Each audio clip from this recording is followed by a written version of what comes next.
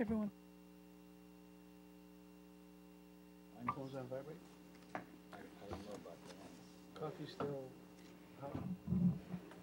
Good evening, everyone, and welcome tonight to tonight's City of Gardena regular City Council meeting for May 22nd, 2018. Madam City Clerk, will you call the roll, please? All members of council are present. Thank you. At this, closed session. Mr. City Attorney, do we have anything to report from closed session? Yes, we do. We recently mediated the case of Eugenia Flores and Eunice Reyes against the City of Gardena. That's a case in which a G-Trans bus rear-ended an automobile with 2 passengers. The mediator recommended a settlement of $37,500 for Flores and $14,800 for Reyes. The City Council unanimously approved the mediator's recommendation, and we will close that case out. Okay, thank you. So next we're going to go to our Pledge of Allegiance, and tonight's pledge is going to be led by 2 students from 153rd Street Elementary School, which is Aaron and Kiara. And if you guys can please come to the front to lead us in the pledge. Immediately following that, if everyone can continue standing for tonight's invocation, which will be led by the Reverend Richard Kim.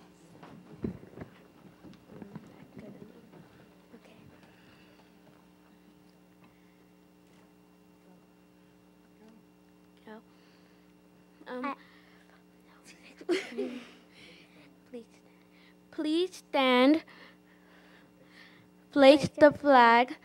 Put your right hand over your heart. Ready, begin. I pledge allegiance to the flag of the United States of America and to the republic for which it stands, one nation, under God, indivisible, for liberty and justice for all.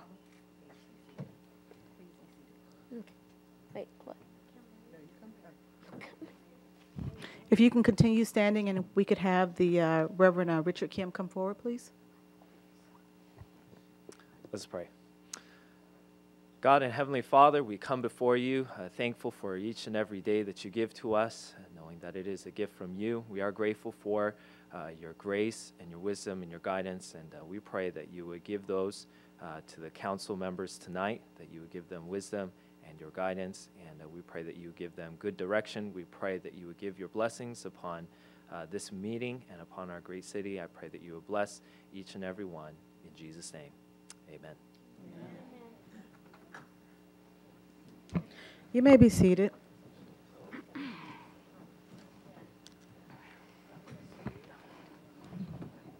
If I can have our 2 pledgers come back to the front again. So tonight's Pledge of Allegiance was led by 2 students from 153rd Elementary School, whose principal is Mr. John Samadijo. Hopefully I'm not pronouncing that wrong. The first student is Aaron Gaynar, who is a 4th grader, and the second student is Kiara Santistaban, who's also a 4th grader. And both students were chosen because they were chosen to represent their school because they both participate in school events. They have strong parental support, also good attendance, and they always turn in their homework on time. So let's start with Aaron. Would you like to say anything, Aaron, tonight? I would like to say thank you guys for choosing me. It is such an honor. Okay, well, thank you. And Aaron, can you tell us who brought you to the meeting tonight? My mom, dad, and grandma. Where are they at? Right here. Okay, everyone, let's give them a round of applause. Thank you. And Kiara, would you like to say anything as well? Thank you for inviting me, and it was a pleasure to be here. Thank you. Great, thank you. And who came with you tonight? My mom and my dad. Where are they at? Okay, everyone, please give them a round of applause as well. Okay, if there is, I guess, is there anything else you guys like to say, or is that it, or no? Okay. All right, thank you. Again, thank you guys for leading us in the Pledge of Allegiance, and we appreciate you guys for being great students at 153rd Street Elementary School. Also, if we could have the Reverend Richard Kim come back to the front, please. And while he's coming to the front, I'd like to just read a little bit about his bio here. Tonight's invocation was led by the Reverend Richard Kim, who is an English ministry pastor at Bible Baptist Church, which is located at 17120 South Normandy Avenue. Pastor Richard Kim has served as an assistant pastor in the English ministry of Bible Baptist Church since October of 2016 for the previous 4 years. He served as an assistant pastor of Charity Baptist Church in Somerset, New Jersey. He grew up in Washington State in the Seattle area. He graduated from the University of Washington with both a bachelor's degree and a master's degree in electrical engineering before God called him into the ministry. He then attended West Coast Baptist College in Lancaster, California, graduating in 2011. Pastor Kim currently lives in Gardena with his wife and daughter. He is passionate about reaching people with the good news of the gospel, helping strengthen families through God's word, and about impacting the world through mission work. So, Pastor Kim, would you like to say anything? No, I'm just thankful for the opportunity to be here, and recently moved here in a year and a half ago, and so still getting used to the city and the area, and really enjoying the weather and everything that's here in this area. And so I'm just thankful for the opportunity to come and pray tonight. Okay, well, thank you very much. We really appreciate that. All right, thank you. Everyone, give him a round of applause as well. So tonight, next, we're moving on to our presentations to our Gardena military veteran that we recognize at all of our meetings. And tonight's person that we're going to be honoring is one of our own employees who's a veteran, and that is Sergeant Rodney Gonzalez, who served in the United States Marine Corps. And Mr. Gonzalez was chosen by Councilmember Mark Henderson. Would you like to say anything before I read his bio? I would definitely like to say it's an honor to recognize Rodney Gonzalez. We had an opportunity to speak together at a veterans celebration at Gardena Moneta Lodge and everything. And that was really a great speech, and I think we both got something from each other's speech. The thing at the bottom, Madam Mayor, as you read the bio, that most memorable moment was a moment that kind of moves the crowd when people kind of hear that in regards to, you know, running into somebody 20 years later. That's like a great thing. So I want to say thank you for your service. We appreciate it.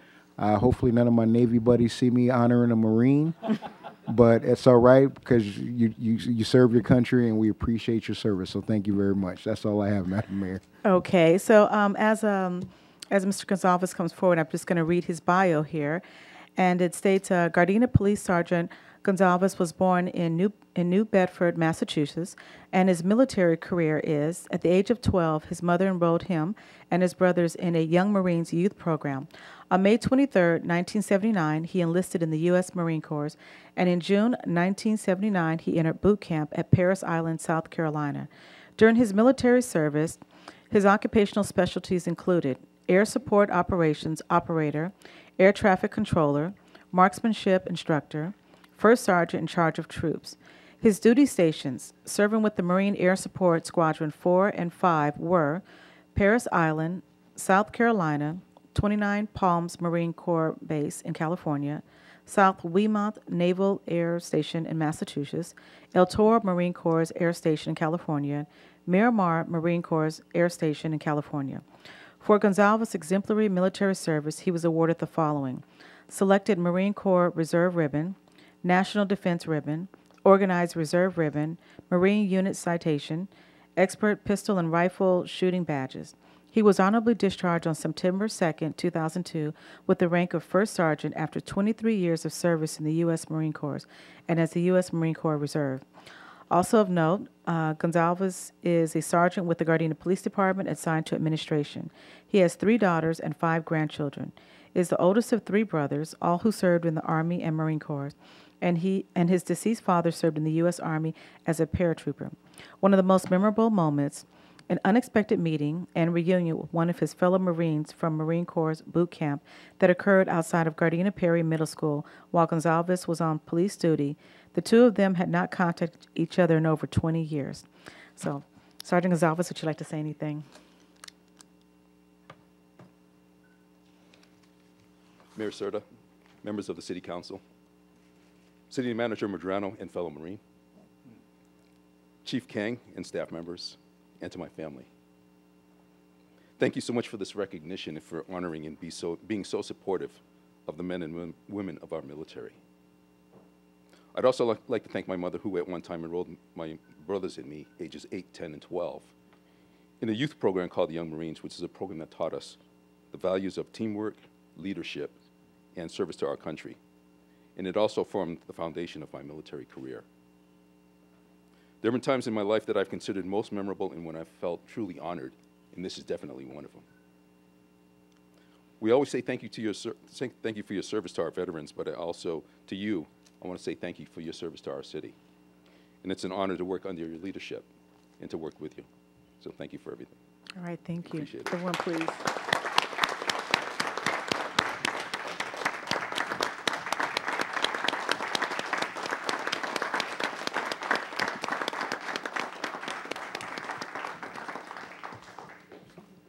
Did you get the picture already? Not yet.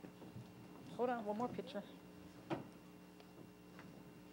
One of my guys.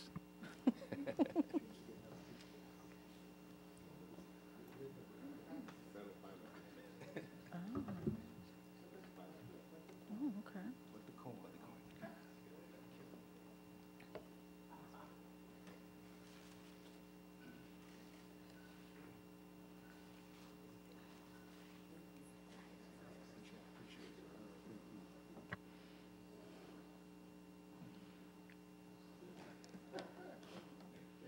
All right, very nice. Thank you again. So next, we're going to move on to proclamations. Let's see, National Public Works Week is May 21st through May 25th. And I believe accepting the proclamation is our General Services Director, Joseph Cruz. As he's coming forward, I'm just going to read the proclamation here, and it states, whereas public works service that is provided in our community as an integral part of our citizens' everyday lives, whereas the support of and understanding of informed citizenry is vital to the efficient operations of public works systems and programs such as water, streets, and roads, traffic signals, lighting, sidewalks, sewer, and storm drains. Whereas the health, safety, and the quality of life of the community greatly depends on the services, and whereas the quality of effectiveness of Gardena facilities as well as their planning, design, and construction are also vitally dependent on the efforts and skills of public work officials, and whereas the efficiency of the qualified and dedicated personnel who staff Public Works General Services Department is materially influenced by the people's attitude and understanding of the importance of the work they perform. So here in the city of Gardena, we proclaim May 21st through May 25th, 2018 to be National Public Works Week. And in the city of Gardena, we call upon all of our citizens and civic organizations to acquaint themselves with the issues involved in providing public works services and recognize the contributions which our public works and general services officials and staff make every day to enhance the health, safety, comfort, and quality of life in our community, which so appropriately reflects the 2018 theme, The Power of Public Works. Mr. Cruz, would you like to say anything? Thank you, Mayor Serta and council members. Annually during Public Works Week, public agencies throughout our nation celebrate the accomplishments and hard work of all the men and women that clean our streets, keep sweep our gutters and remove debris from our parkways. And it's hard work. And we very much appreciate all that they do, not just here in Gardena, but throughout the nation. I am particularly proud of the responsiveness and commitment of our Gardena Public Works team, whether it's being called back after hours, weekends, or on holidays. They're always there ensuring that the public is safe. I'd like to invite everybody out to our annual open house at the Public Works building, 1717 West 162nd, on Thursday, May 24th at 2 p.m. And again, I'd just like to thank you for this proclamation. Okay, thank you. And we appreciate all that you guys do year-round.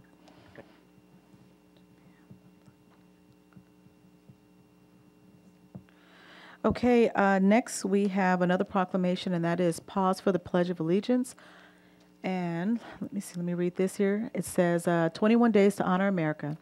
June 4th through July 4th, 2018.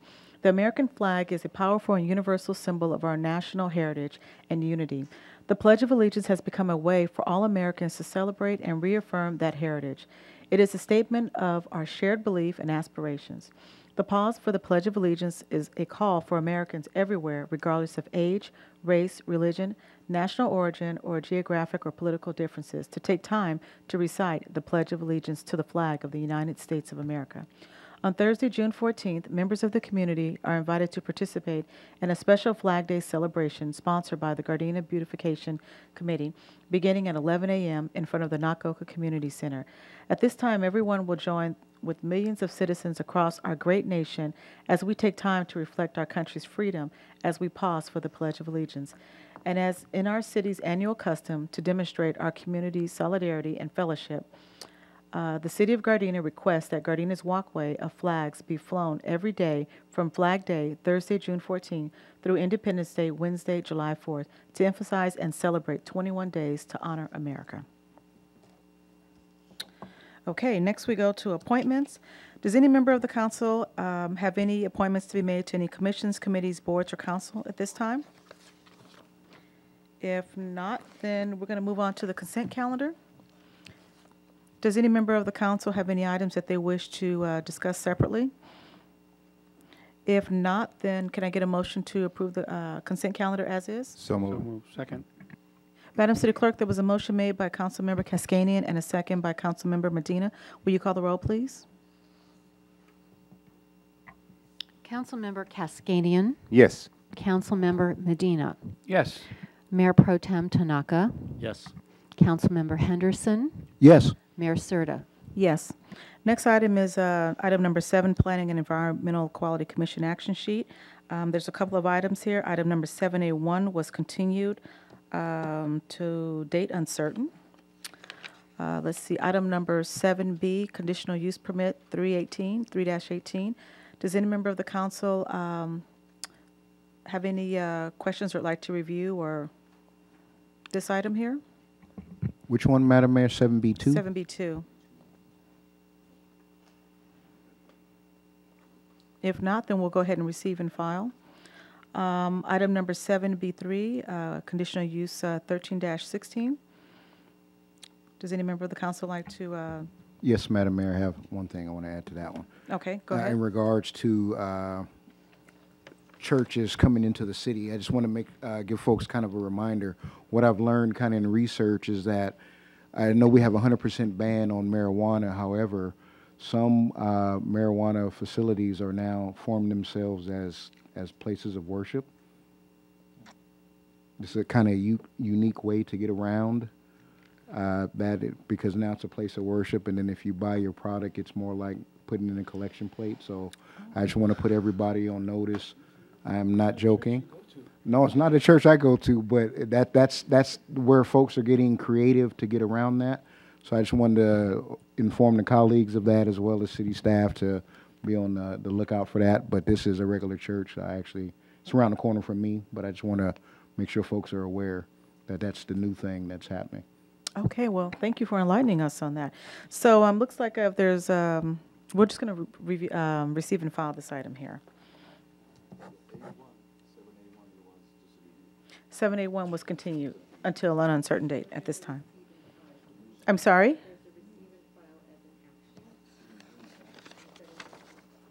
Oh, I'm sorry. So we still need to, because it was continued, we still need to receive and file this one as well.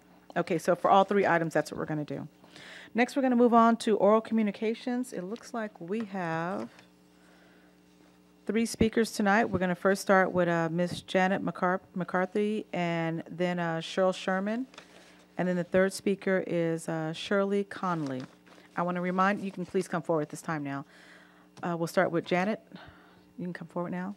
I just want to remind everybody that, come on, you have 3, come on, it's oral communication time.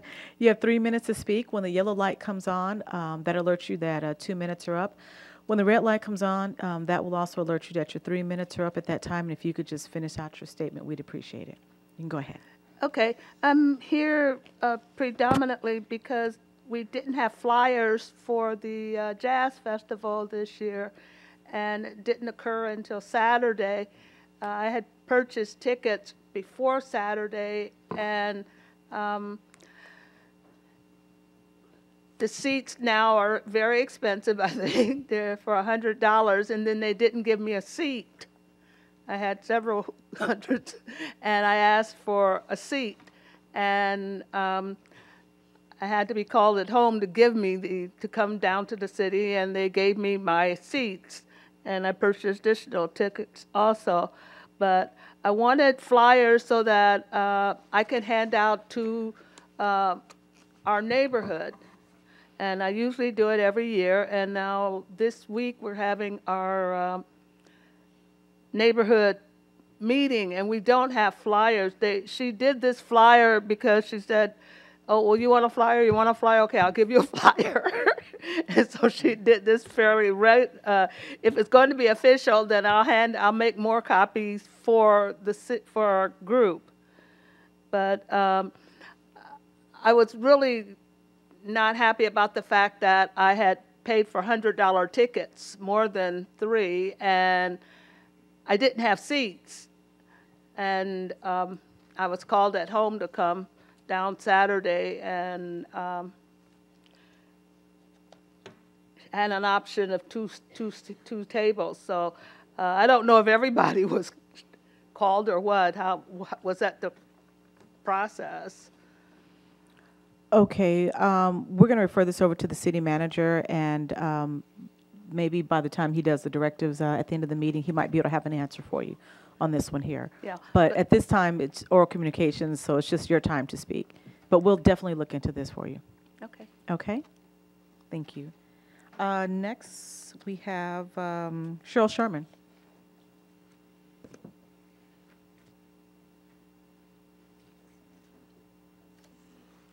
Good evening, Mayor and council members. Cheryl Sherman, Vice President of Friends of Gardena Willows Wetland Preserve. I want to let everyone know that our June second Sunday stroll, the topic will be pollinators and insects. Getting ready for the July stroll, which is a big highlight of the year. And that's why I'm announcing it now, which is butterflies. And Tracy Drake will be doing the docent-led walk for the butterfly tour in July. That will be July the 8th. So I'm just wanting to give you a little advance notice on that. And I also want to say that in June, our Restoration Work Day will be on June the 16th. And again, a little advance notice. This year, for the first time, the board has made an advance decision that we are going to cancel the restoration work days for July and August due to previous year's summer heat. We're going to try it this year, see how it goes, and make our determination on a go-forward basis.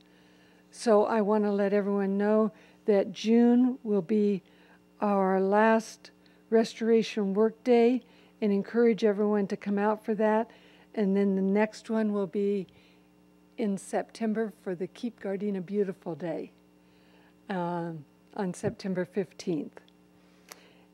And lastly, if you haven't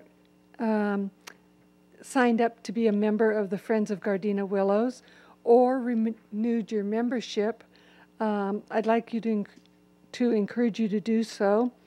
Our membership is very nominal, and you can go to our website, www.gardenawillows.org, to get a membership form, or you can pick them up at the Mamie Deer Library, the lobby of City Hall, or the Nakaoka Community Center. And lastly, I want to say to everyone, have a happy, safe Memorial Day weekend, and remember that it is Memorial Day weekend to honor our veterans. Thank you. Thank you. Next is Shirley Conley.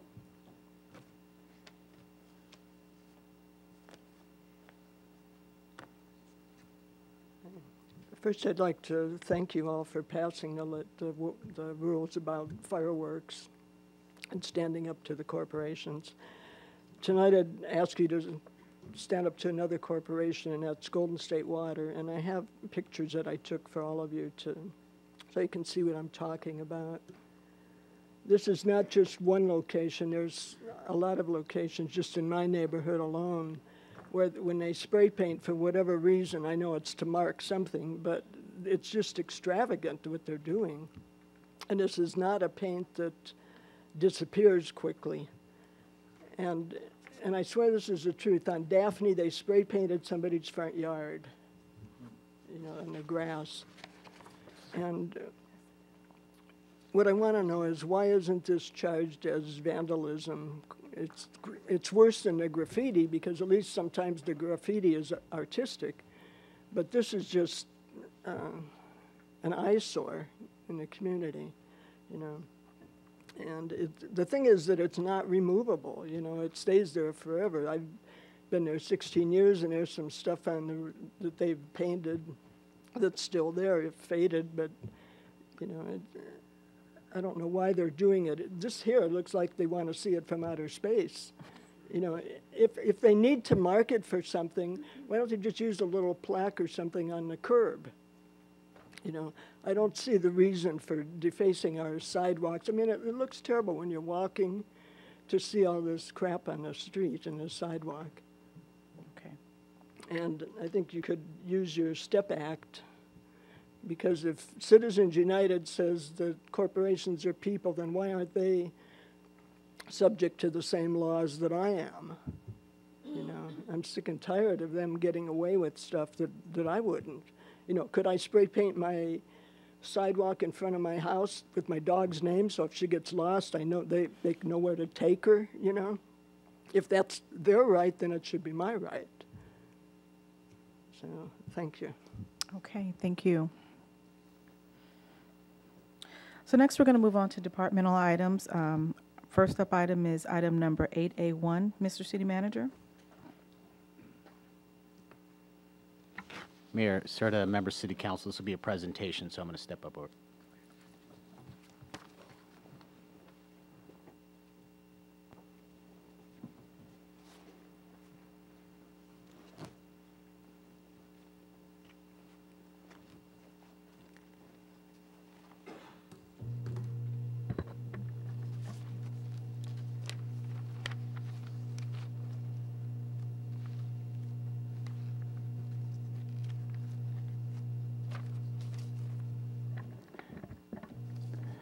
Mayor, Serta, members of the City Council, tonight presented for council consideration is the City of Gardena's proposed two-year budget for fiscal year 2018-19 and 2019-20, including general fund, enterprise fund, special revenue funds, and all other fund types. The proposed budget is being presented to the City Council and the public and will be available for public review and comment until the June 26th council meeting. The budget will be posted in the city's website. It's going to be available at the city clerk's office. Will also be available at the county libraries for inspection by the members of the community.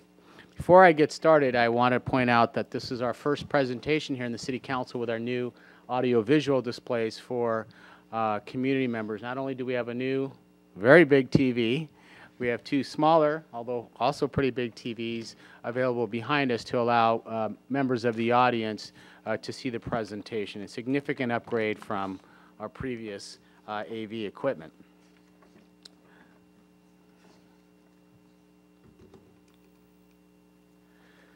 So rather than doing this at the end, I decided I wanted to do this at the beginning to make special acknowledgments of the people who were involved in putting this budget together. This is certainly a team effort, and I think by the time we're done with the presentation, taking just a short minute to explain who's responsible for this does not do due service for all the hard work that has been taking place for many months getting this to the City Council. First, I want to start off by acknowledging the Director of Administrative Services, Clint Osorio, accounting and finance manager Ray Beeman, all of the department heads who played an important role in developing their respective budgets, the Administrative Services Department, and all of the staff who helped and certainly are behind the scenes but play a very valuable role in getting all of the hard work, all the details, all my constant questions and changes done quickly and easily for everyone to understand. The budget coordinators from each department play a big role in helping us put together this budget and help their directors formulate a responsible budget. You have to pay special attention to all the labor units. We have a really good relationship with all of the labor units. It's really important for them to understand and be partners with us as we develop a comprehensive two-year budget process. And then lastly, this was a challenging budget. It was challenging for one specific reason, and that was a significant decline in card club revenue. So what I asked of staff is to put together a balanced budget with, a lot of money from the card club revenue that was not there. So for example, in our current budget, we put over $10 million in card club revenue. You'll see in 2018 and 19 budget, we cut that down significantly to about $8.25 million. So we had to balance a budget that had increased cost for not only employee costs, but PERS-related costs and just the cost of doing business, but we also programmed out a lot less revenue from Card Club. And that was a challenge, but they rose to the challenge, and as you'll see in my presentation, we're delivering a structurally balanced budget that is conservative, but yet fiscally responsible. So I know that you have seen this many, many times, but I think it's important to keep in front of the City Council and the community our mission and vision. This has changed, and this has not changed, and it's been in existence for quite some time. Here listed on the screen is our mission, our vision, and our duty. But I want to pay special attention to our organizational values and our community values because they're really the driving forces for what we do. Organizational values, ironically, fiscal accountability and sustainability is top of that list. Next, workforce excellence. Just today we had our second session of supervisor and management training. We're having 5 sessions at G-Trans, where all supervisors and managers that can participate are getting advanced training by our personnel legal assistants. We have a organizational value of community involvement, which obviously Gardena is very famous for. Our community values is obviously having a safe community environment. Safety is important for all of us to really appreciate and enjoy all the things in Gardena.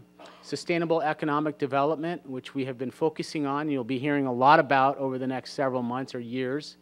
And then finally, an attractable and livable neighborhoods, which is the cornerstone of wanting to attract people to live and enjoy being in Gardena. So our current organizational structure has changed, although most of us recognize this is the way we're doing business now, but our budget really didn't reflect that in the past because these changes are fairly new.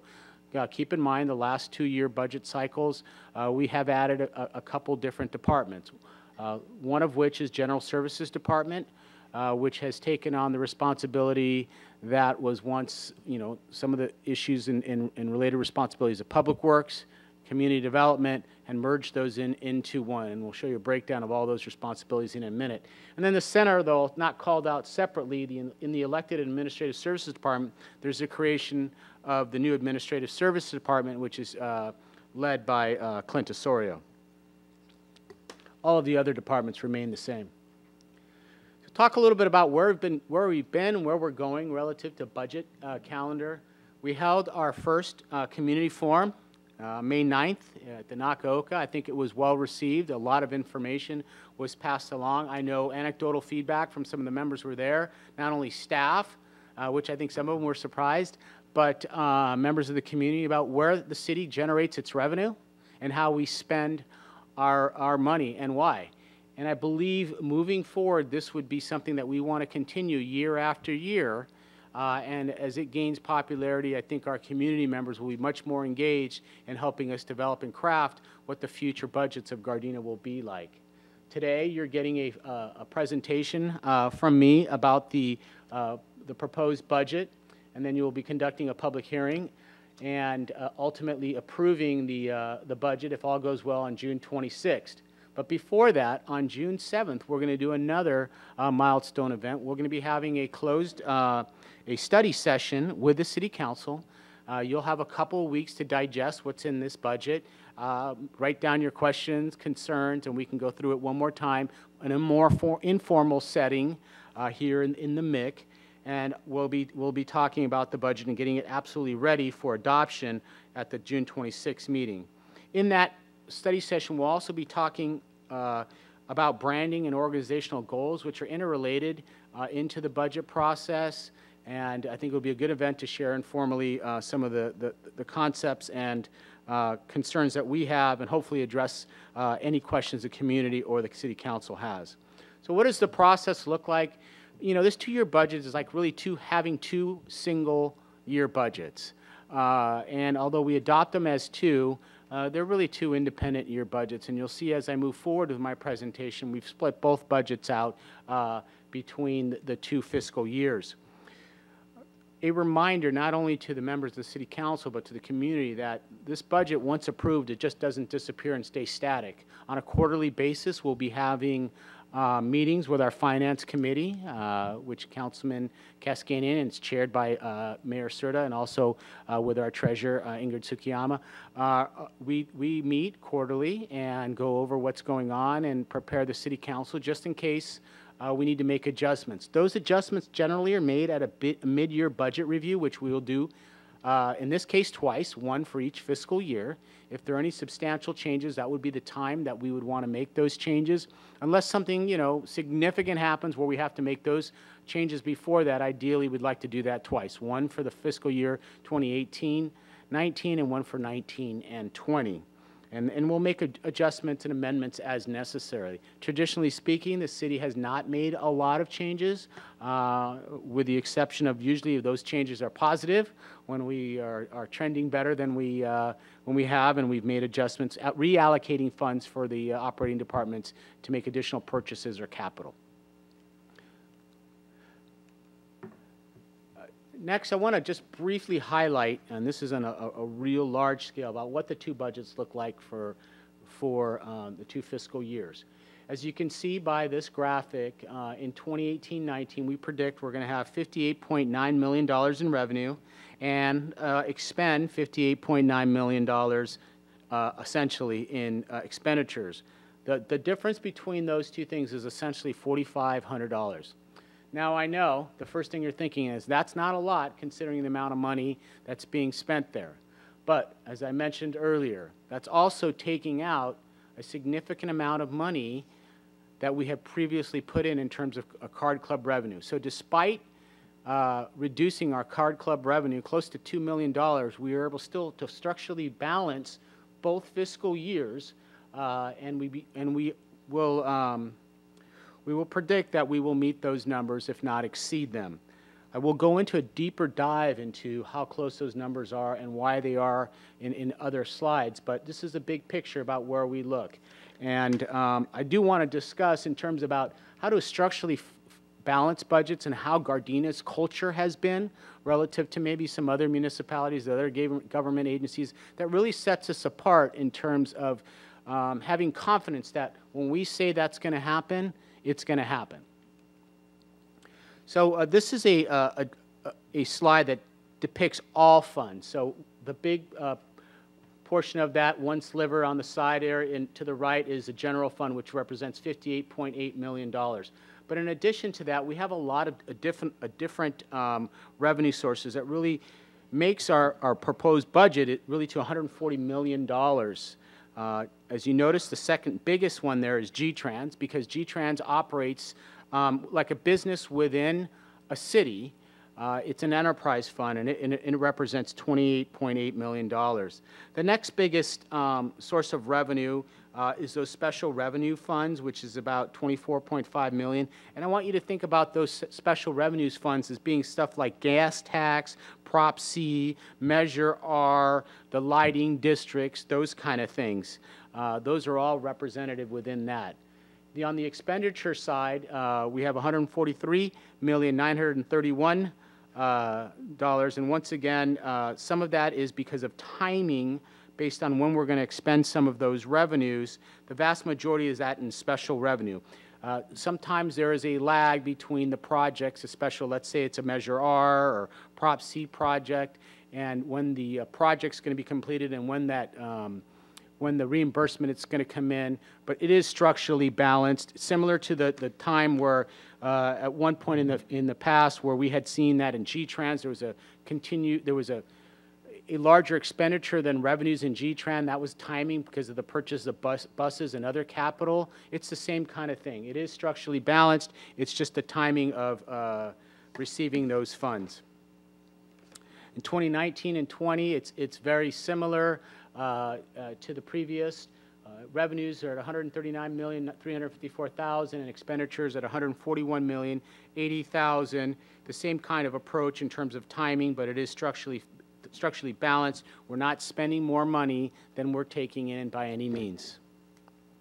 This next slide is something that you have seen. If you've been in Gardena for a long, long time, you could go back, to 2010, 9, 8, and at some point you'll reach a point where those numbers are red, and where we had a negative fund balance. But we've enjoyed a significant growth in our general fund balance over a number of years, and we're now at $23.9 million in general fund balance, which, to kind of put things into consideration, $23.9 million represents about 43% of our general fund. I would challenge you to find a city in this region that has 43% of its general fund revenue in reserve. We may not be a large city, but we're certainly in strong fiscal position based on that reserve. The question is why does all those numbers stay flat across 23.9? Well, it's not kind of hard to add on those numbers when you saw the very small delta between revenues and expenditures of $4,500 and $5,000. Now, if things go well, those numbers hopefully will change and we'll continue to build on that revenue. But ultimately, the City Council, the community, has to be very proud that we're sitting in a very strong cash financial position. Many people have seen these slides over and over again about our top 5 general fund revenue sources. I like to think that Gardena is in a very unique spot. Traditionally speaking, they say that there's 3 stools, the 3 legs of the stool in terms of public finance in municipal government. There's, of course, sales and use tax, there's property tax, and there's motor vehicle taxes. Those are the 3 standard everyone has. A lot of communities have utility users tax. And then Gardena is very fortunate because on top of all of that, we have our card club revenue, which means our revenue sources are very, very diverse, which has let us weather some economic downturns better than other cities have. So that 5th stool being card club revenue is something that is definitely a bonus for us. On the expenditure side, this is our general fund expenditure. It's $58,848,000. That represents about a 5.78% increase, or $3.2 million from the previous budget. Why is that? Really simply a couple things. We have negotiated agreements with all our bargaining units, so there's COLAs and other increased employee costs in there. And then it's the big elephant in the room, I think, for every municipality in PERS, and that's increased PERS costs. The City Council has been made well aware of the increased PERS cost, and I'm going to have a slide in there about PERS and what the city has done proactively to deal with our PERS obligation. It's no surprise that the police department is the largest slice of this pie at $27 million, which represents 47% of our general fund. The next biggest is the 10.75, which represents 2 major things. That is our fire contract with the LA County Fire Department and our 911, or our PSAP, which is the South Bay Regional Public Communications Authority. Following that, the next biggest is Recreation, Human Services, Parks and Facilities, and then general services and the elected administrative offices and non-departmental. Non-departmental, many people ask what that is. That's retiree health, debt service, other post-employment benefits in that category. The next fiscal year represents another increase, but it's not as big. Our general fund budget would go to $60,940,000. That represents a smaller increase of only 3.55% or $2.1 million. Once again, those increases are representative of the factors that I had previously mentioned on the other budget. All of the other things remain pretty consistent in terms of their percentages across the spectrum. Now I'm going to talk a little bit, briefly go over these slides. This is where each operating department spends its money. So this is the elected administrative offices. This is a proposed budget both in 2018 and 19 and 20.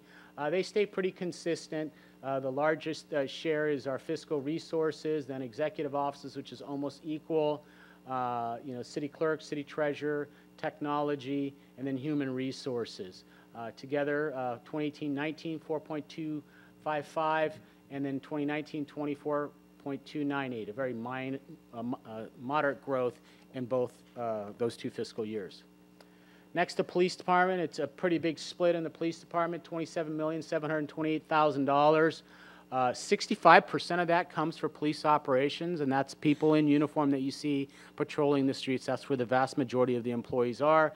The other ones are police support, which are detectives, jail, other non-sworn positions within the department. From 2018 and 19, we do see another substantial increase between 19 and 20. Once again, PERS-related costs are the vast majority of that. And it's a struggle that all municipalities in PERS are facing. General Services has a very diverse number of expenditures because of the diverse types of services that they provide. Engineering, street maintenance, permit and licensing, traffic signals, building services. They have a lot of little pools of money because they do a lot of different work. Under most conditions in cities, this would still be considered a super department, just because based on the level and the scope of their responsibility, a lot of cities have two departments doing all of these things. In 2018-19, it's expected they spend about 4.836, and then 2019 and 20, it's a little over $5,057,000. And once again, for that amount of money, you get a lot of services, and it's only one director, so there is additional cost savings there. Next is Recreational Human Services, Parks, Facilities. That's a long title, and once again, although they may not have as many slices in that pie, they still would technically, in many cities, be considered a super department because so many different responsibilities. You're talking about their leisure services, all the park programs. They take care of all of our building facility and maintenance. They take care of all of the park maintenance, tree trimming, youth and family services. It's expected in 2018-19 to spend $6.362, and in 2019-20, $6,638,000. Once again, through both years, their funding pretty much stays consistent between all of their activities. Non-departmental is $15 million in $15,665,000 for 2018-19, and 19-20 is $15,815,000, and the vast majority of that is a contract with the LA County Fire Department, which represents 53% of that. In debt service, it says 13%, but I don't want you to think in any way, shape, or form that 13% is what we spend out of our general fund budget on debt service. That amount is only 3%. That's just of the $15 million. The other 15% there is OPEB, other post-employment benefits. That's the majority of that is retiree health. And then the other biggest slice there, as I mentioned, South Bay Regional Public Communications Authority. Once again, the percentages still pretty much stay the same. A slight increase, actually a very moderate increase between 2018 and 19 and 2019 and 20 in this amount. Our next is our internal service fund for 2018-19, $13,160,000. The vast majority of that is self-insurance health benefits, self-insured liability, and then workman's comp. It's a pretty marginal increase between 2018 and 19, and we're hoping that some of that may be reduced. We are looking at different vendors for liability insurance that will have a reduction, hopefully, in those. We're actually seeing some pretty promising returns on some proposals for liability insurance, workman's comp insurance, and that hopefully will reduce that amount. So moving forward, I think that there's a lot of different things that we have to think about in terms of health insurance and OPEB, and I'm going to have a couple suggestions that I'll be talking about further on in the presentation. It's important to see from the community standpoint, well, what are we doing with all this money? What's tangible that community is looking at and we can see? As you can see here in 2018-19, we have about $9.4 million in street improvements throughout Gardena. I'm not going to go through all of that, but there's a substantial list of major challenges that we're going to deal with in this fiscal year. The biggest one there is the Artesia Boulevard street improvement, $2,500,000. That's a really healthy capital improvement for street improvements. On the other side, we have park improvements. That'll be about $1.5 million, almost $1.6 million, and you see the list of different improvements there. The largest of that is the Raleigh Park renovation at $359,000, followed by the Bell Park rehab at $269,000. For the next fiscal year, you'll see a drop in the street improvements, mainly because you see that there's not that $2.5 million there for the Artesia project, and it will be completed. And then there's a smaller list of park improvements, although park improvements are larger in size. So there's only about $250,000 difference between the park improvement between 19 and 20 and 18 and 19. So still a pretty robust schedule for improvements, not only park but in street improvements. So what do we owe in outstanding debts? On the left, there's a list of what our current outstanding debt is. The city has pretty much done everything it could to refinance all of the debt that's possible. If you look at the bottom, the direct purchase lease bond series 2017, that's something that we refinanced in 2017, taking advantage of our really strong rating. We have a AA3 rating, which is a very high rating. It's the fourth highest rating, which basically says we're a very low credit risk that has continued to improve year over year based on, number one, strong and reliable revenues, a strong fiscal plan with reasonable expenditures in line with revenue, and a solid reserve. We have thought of buying back some of that debt. Unfortunately, that debt all of that debt that is left is non-callable. So from a fiscal standpoint, it doesn't make a lot of sense.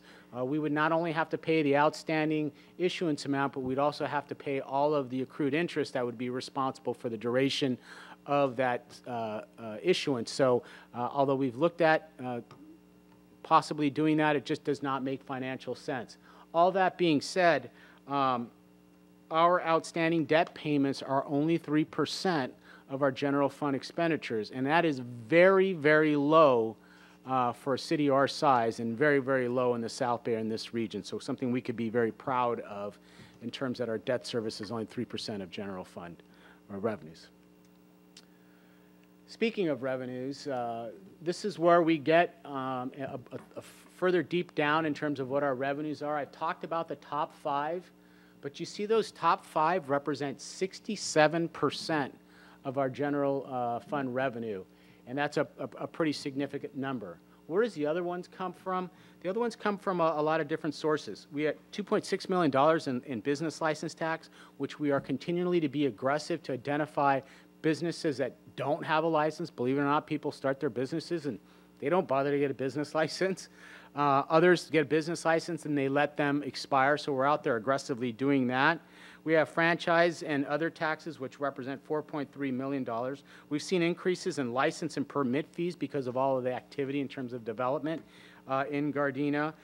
Fines and forfeitures are about $1.1 million. I'm told that's going to hopefully be a little more this year. We've become much more aggressive in some of our fine and forfeitures, such as parking violations and having code enforcement issue more notices of violation and administrative citations. And the largest at $6.8 million, where does that revenue? That's money that comes in from G-Trans through asset allocation, our sewer fund, our gas tax, Prop C, Measure R. Those are all revenues that come in, and we take an administrative overhead and cost that ends up being a revenue to the general fund. Basically the same scenario for 2019 and 20, very similar approach. The top 5 still remain the top 5. They become a little less by 0.1% of the general fund, and we'll see hopefully just a slight increase in other funds, which will make up the total amount of $60,945,000. So out of our sales tax, which is our largest source of income, so who makes that sales tax for us? Here's a list of the top 25 sales tax producers. This list has been pretty consistent over time, and it's really important that we continue to support our local businesses in any way we possibly can to ensure that they're thriving. A new addition that had not been there in the past is In-N-Out restaurants. Well, it wasn't in there in the past because it wasn't there at all. It's good to see that they're moving in there. There's opportunities here to ensure that we have continued growth. So, for example, you see a couple service stations there. That's gas tax. We do have a Sam's Club is going to open their new fueling station. Well, we'll rest assured that'll be in the top 25. So that's a positive there. And we continue to want to look at this list and diversify this list, because this list of 25 is a disproportionate amount of our sales tax revenue. So we'd like to have a list that's a little bit more robust and is and not so reliant on top 25 businesses. And those top 25 businesses, a lot of us are top employers. If you look here, our top employer, because based on 2 casinos, Casino LLC, is 1,100 employees, UPS being second, Gardena Memorial Hospital next, and then it goes down from there. But those are our largest employers and the total percentage of employers in the city. So this is what I want to talk a little bit about our general fund and looking at card club revenue, UUT, sales tax, vehicle license fee, and property tax. And if you go back to 2018-19, card club revenue was about 14%. And just prior to that, it was about 18% in this current fiscal year budget.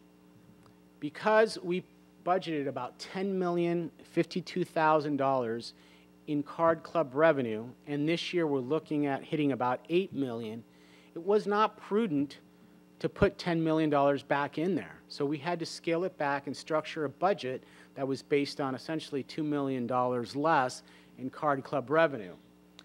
Well, one of the strategic goals I suggested to staff is to reduce our dependency on card club revenue from the high of 18% to down to 10%. Now, that's no easy task, and that will take some effort. Some of it's within our control, and in this case, it wasn't. So right now we're about 14%. So we're there. That's another 4% if we could get there at some point in the future and rely less on card club revenue, and if those numbers hit and exceed, put those towards special funds for capital, deferred maintenance, parks, equipment revolving, and other those things. Why is that important? Because I've talked a lot about economic development and re-diversifying our economic base. That means if we're replacing the 4%, the 8%, or whatever it ends up being, a card club revenue, we're going to replace it with other sustainable business sources that if we do have a downturn in the casinos or something happens, we're not, so dependent on that. Some cities have, unfortunately, a very high dependence on card club revenue. There's some cities that it's, 60% of their general fund revenue because that's kind of all they have. We don't want to be in that position. I think Gardena is placed in such a great area. We have so many things going. I think we can reach that number, and it's something that's still going to be very important to us, but at the same time, able to make us a little bit more resilient. I wanted to throw this slide in here about internet sales because everyone talks about internet sales, and we all know the increased level of activity. I mean, who does not order something on Amazon or Walmart or all of the different areas? But here's where Gardena gets its top online sales tax producers. One of them is GM Financial. It's a leasing. Amazon, of course, is number 2. ATT Mobility, CW Direct, Dell. A lot of people buy, pay for their motor vehicle fees online. DirecTV, Macy's, Nordstrom's, Wireless. These are our top 10. Kind of give you an example. The internet sales tax in LA County goes through a pool, which is about $197.4 million. Gardenia's portion of that pool is 1.38 or 11.7% of our sales tax revenue. It's not a lot because we get a very small fraction because it goes through that pool. But as you can see, it still represents 11.7% of our sales tax revenue, so something that we want to pay attention to. And if there's ever changes in legislation to kind of make that pool a little bit, spreading the wealth a little bit more to Gardena, hopefully we can support that. But as you know, our standard brick and mortar stores are reducing. Look at some of our major shopping centers. The anchor tenants are not retail. Our anchor tenants are restaurants, other service providers that you can't really get online. I mean, although you can order food online, I'm sure an In-N-Out burger online is not going to taste as good as if it is you get it right out of the drive-thru. So we have to look at how we can leverage ourselves to ensure that we capture as much of that. At the same time, think about how we look at retail, how we look at our main anchor tenants, and how we leverage that. A common unknown item in Gardena is the vast majority of sales tax revenue comes from food. It's our #1 sales tax producer in Gardena, food. And Gardena is kind of being known now for sort of this foodie community. There's a lot of really cool little restaurants popping up everywhere, and we want to encourage our community and people from surrounding areas to visit Gardena and eat and spend their money here. We've talked a little bit about this before, and I want to give the City Council and community a little bit of understanding of where we're at on our local sales tax rate compared to other cities. Gardena is definitely on the low end. We're in those 6 cities that are at the absolute lowest end of the current sales tax in this region. And the reason I bring this up is because in a community presentation, I discussed this a little bit, and I want to go a little bit deeper into this, is we all are familiar with Measure H that was passed by the voters in LA County. And Measure H was basically a tax increment that took about 0.25, 1/4% of our sales tax revenue and diverted it to the county through Measure H. What most people don't know is that 0.25 sales tax equates to about $2.5 million in Gardena. The population, homeless population in Gardena is fairly small. Not that we're immune by any means, and of course we need to pay a fair share, but certainly $2.5 million for the homeless problem in Gardena certainly can take care of all of our homeless problems and then some. And as the county, the state, or others think about passing these sales tax increments, we have to be concerned about protecting our local revenue. And interestingly enough, the city of El Segundo recently did this. They passed a sales tax measure to protect. It actually activates if the county passes a tax where the same scenario as Measure H would occur, the El Segundo tax would go in effect, and as a result, they wouldn't have to pay it. And in fact, when Measure H was passed, there was 4 cities that were already at the max, and they didn't have to pay it: Long Beach, Santa Monica, Compton, and Linwood. But Gardena had to pay the $2.5 million, or we lost $2.5 million in revenue. So if the city doesn't act, the county eventually, if they did that, would be able to access up an additional 3/4% of sales tax if approved by the voters. What does that mean to the city of Gardena? About $7.5 million. So one of the things that we really need to consider as a community is whether or not we want to move this forward and get in line with some of the other cities which are in our region. As you see, we're on the definite bottom end, and many cities around us have already capped that out. Now, what would we do if we did that? Well, I do not and would not ever advocate that we just, pass a tax measure and just put it in our general fund and see where it goes. I think there has to be some tangible results if we were to do that. And the 3 major things that we would consider is, 1, obviously public safety, anything we can do to enhance public safety through hiring additional police officers or code enforcement officers and other things. know, we have a lot of park improvements, and we would like to even expand our parks if possible. If we had the funding, you know, we've had the same number of parks for a long time. I know there was a mention of a dog park, other facilities, improve our current facilities. We've had a lot of deferred maintenance. Just make those facilities, you know, much more usable, and where possible, capture new land and expand some parks or create new parks, which I think the community certainly would favor. And then lastly, you know, road infrastructure upgrades, enhancing the livability, whether it's trees, whether it's some kind of streetscape, you know, roundabout. I mean, just things to make community and feel more, you know, just aesthetically pleasing and walkable, bike routes, anything that we can do. One thing I would not want to do is just take that money and pay for something like PERS or something like that. That's transparent to the community. That doesn't make sense. What makes sense is, are you going to see something tangible that's going to make my quality of life, living here, working here, visiting here, better? And so that's something that we should be considering, and I'll be moving forward to presenting some options to the City Council as we move forward. This has been discussed at a number of, at least 2, Finance Committee meetings, and was discussed recently at our community proposal with, I think, pretty favorable support by the members that were present. I want to talk a little bit about the enterprise funds, and people often wonder, what is an enterprise fund? An enterprise fund, if you can imagine, is very simply like a business running within a city. So G-Trans runs like a business within the city. Now, that doesn't mean it's not its own entity, because it's not, and I have to tell Director Crespo all that time, it says G-Trans, and the G stands for Gardena. No, I'm just kidding. The other part of that is a sewer fund, and that's what funds our infrastructure for all of our sewers. We have, you know, hundreds of miles of sewers that need improvement, and recently the City Council approved an increase to the sewer fund to make that whole.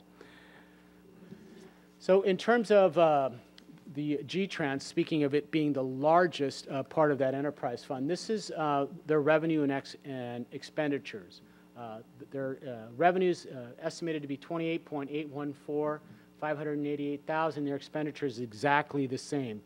No, this is not done magically. That they're able to control their expenditures based on the fact that they have so many funding sources that they're able to limit and really put a pinpoint number on their expenditures based on what their revenues are. What's interesting, and something that I think I want to point out a little bit here, is if you look at the revenue sources, and then I want you to look at that lime green little square there that says fair revenue. It's $2.4 million. So out of a $28 million operation, fair collection only funds about $2.4 million of that entire operation. The rest is really subsidized through grants and other sources that through the FTA, through Metro, that the G-Trans is able to leverage to run its operations. Now, saying that, I'm not saying that as a negative thing, because that is pretty much consistent with what other municipal operators work for. The fare box collection certainly does not pay for the operations of G-Trans. In 2019 and 20, it's the same, very similar in terms of the revenues over expenditures. They do have some interesting things coming forward, as we've talked about in the past. They are working on a hybrid fleet. They will be having a compressed natural gas fleet, and they will be having all-electric buses, a combination of both. Neither of those are going to happen overnight or easy, because the infrastructure to support those are pretty significant.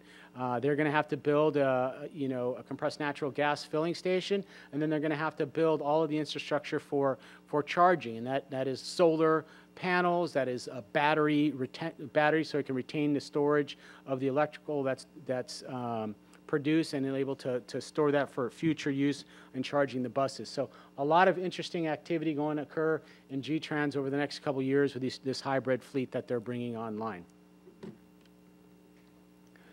So I wanted to talk specifically about PERS, because I don't think you can go anywhere in government, especially in local government that are PERS members, where this is not a subject of a lot of discussion. And as you look here, this is our miscellaneous groups. In Gardena, we have two groups. We have the safety group and we have our miscellaneous groups. So I wanted to look at what our increased PERS costs look like over the next 7 years. As you saw over the fiscal year 2018-19, 19-20, you saw that our general fund budget has gone up, and you're wondering why. And I mentioned, you know, our contracts with our employee groups and PERS, and this is a great example how you see between 2018 and 19 and 2024 how that number goes up. The green reflects the city's contribution. That's what the city puts in. It's going to go from 18% to 29%. It's about a 11% difference. And then the top represents 7%, which is what the employee's contribution. It was not that long ago where the employee contribution was 0 and the city was paying the full amount. But through the wisdom of the city council, cooperative agreements with our bargaining groups, that they contribute 7% of their PERS contribution. I will tell you, a lot of cities in the South Bay, that contribution rate is still 0 for their employees. Yes, 0. So we have been proactive in dealing with that and making partnerships with our unions to have them buy into theirs. I will be discussing with the miscellaneous group to get that at some point even higher. We are just in tentative discussions on that. But the next slide is where the big expenditure in PERS is, and that's the safety side. This is consistent with all state municipalities that are in PERS. The safety side is the biggest hit, and that is because of what we call the silver bullet in PERS, and that is when 3% at 50 was enacted, and it became retroactive, and it caused these significant unfunded liabilities. So our PERS payments in 2018-19 was 63% on the city side and 9% on the safety side. It caps out in 2022-2023 at 82%, plus 9%, which is incredible. And looking, trying to be proactive in how to deal with this increased PERS cost, I started negotiations with the city, Gardena Police Officers Association, with the authority from the City Council to look at different options. And I am very happy to announce that the Police Officers Association, through a general membership meeting, voted and accepted to increase their contributions from 9% to 12%. We will be at the highest of any of the cities in this region. And that shows, once again, a partnership of sharing these increased costs and PERS. So I think that not only the City Council should be proud of having that foresight of taking us to that level, but also an acknowledgement of the partnership of GPOA to come forward and understanding these rising costs have to be shared. So I wanted to end with just a couple of things, and I'm going to end on a positive note.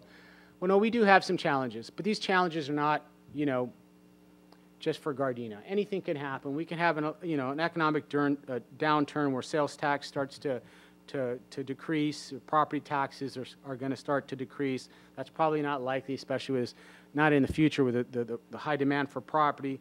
Declining construction, permits, et cetera, could have a negative impact on our general fund revenues. The city has some aging infrastructure. We've dealt with one of them recently with a sewer fund increase, and that's going to help us deal with that. But we have a lot of city facilities that have deferred maintenance, old roofs, electrical, plumbing, just a number of things. We've done our best to maintain it, but that is something you can only defer it so long. So we're working towards a plan on prioritizing what needs to be dealt with first. Just talked about the city's pension and other post-employment benefits. The other post-employment benefits, the big one is lifetime medical. I want to talk about that just for a second. At our last Health Benefits Committee meeting, which is attended by members of staff as well as all the representatives from the bargaining units, I made a suggestion to them and told them it's something I want to move forward with, and it's something that we have been discussing for many, many years, as long as 10 to 15 years ago, and that's ending our lifetime medical program for retirees. The rationale for that is really not sustainable moving forward. Our OPEB liability is extremely high. And I remember a long, long time ago when I was a president of the Police Officers Association, even then Mitch was saying, at some point this will go away. We've reached that point. And what we're looking at doing is proposing that starting 2019, that any employee hired after 2019, their lifetime medical would be replaced with some other kind of supplement system that is more consistent with other cities in LA County. No current employee would be affected. This would be a move forward basis. Yes, it'll take some time to realize that savings, but just like PEPRA, where it took a long time to get our employees in the different retirement system, we're starting to have an increased number of PEPRA employees, and hopefully we can start. It's got to start somewhere, and before you know it, we'll have more and more employees on this thing. Now, that doesn't mean we're going to leave our new hires. We want to stay competitive in the marketplace. We'll replace it with some other kind of medical supplement that's not lifetime medical. We do have some amazing opportunities. We have thriving businesses, a lot of interest in development. I can tell you almost weekly I meet with developers who want to come here. Gardena is becoming a very attractive place. As we've all often talked about our proximity to all of the important things in Los Angeles County. It's not only that, but we have a stadium, we're close to the port, the southward movement of Silicon Beach, all of the activity that's happening at SpaceX and Tesla. This is a good spot, and as a result, I think that's why this has become such an area that is attractive to developers. We're also looking at alternative funding sources, different things that we have not used before. We're going to try an outdoor advertising on Artesia. We have a street there that's got 90,000 cars a day go down the street. People are interested in doing some advertising there. Let's take advantage of that. It brings a couple $100,000 a year to the community, and that's additional revenue sources. We have an incredible workforce led by incredible directors. Our tenure here in Gardena is very high. People come to work here, they stay here, they're motivated, they're vested in the community, and that, is invaluable. There's not a dollar figure you can put on that. Other than that, people know that the men and women who serve this community want the best for the community. And lastly, as I mentioned, of our general fund reserve, our conservative approach to budgeting is something that has served us well in the past. We can make any budget balance. All you have to do is overestimate revenues and say, yep, because when we get predictions, there's usually 3 predictions. It's the low end, what's likely to happen, and then what's pie in the sky. The city has never chosen pie in the sky. We go what's likely to occur, what's defendable, and as a result, you see year over year, our revenues exceed expenditures. So with that, I know it was a long presentation, but I want to answer any questions from the City Council.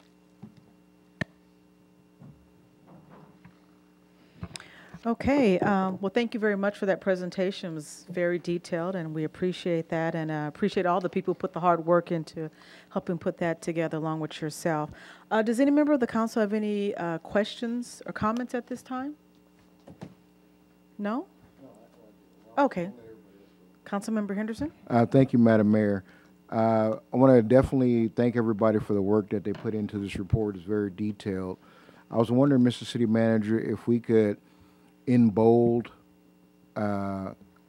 highlight the fact that general fund, special revenues, and enterprise fund are separate from the general fund. So general fund is basically our household income. That's how we govern ourselves and we do our stuff. The other stuff is the gravy on the mashed potatoes. So everybody understands that although when you look at it and you add the numbers up, it looks like there's a deficit and it looks like it's structural, but it's really not, because it's really just the general fund that we focus on, because the other stuff is variable. So if we just highlight that at the bottom, that would be helpful. So it's clear for folks that look at it versus oh, you guys are going to be $3 million in the hole, which we're not, and everything. So I just want to make sure we add that. Thank you. Are there any other questions or comments at this time? No? Okay. I think that's everything. Well, we will be officially voting on this June the 26th, and Thank you very much for that. At this time, we're going to just receive and file that. Just something to mention here, we're going to actually, as was mentioned earlier, the budget review study session will be on June the 7th, and we'll be adopting the budget on June 26th. And between now and that time, I guess if anybody has any questions or comments, they can always submit that to our city clerk's office. Okay, so with that being said, we're going to receive and file that, and we're going to move on to item number 8A2. Mr. City Manager.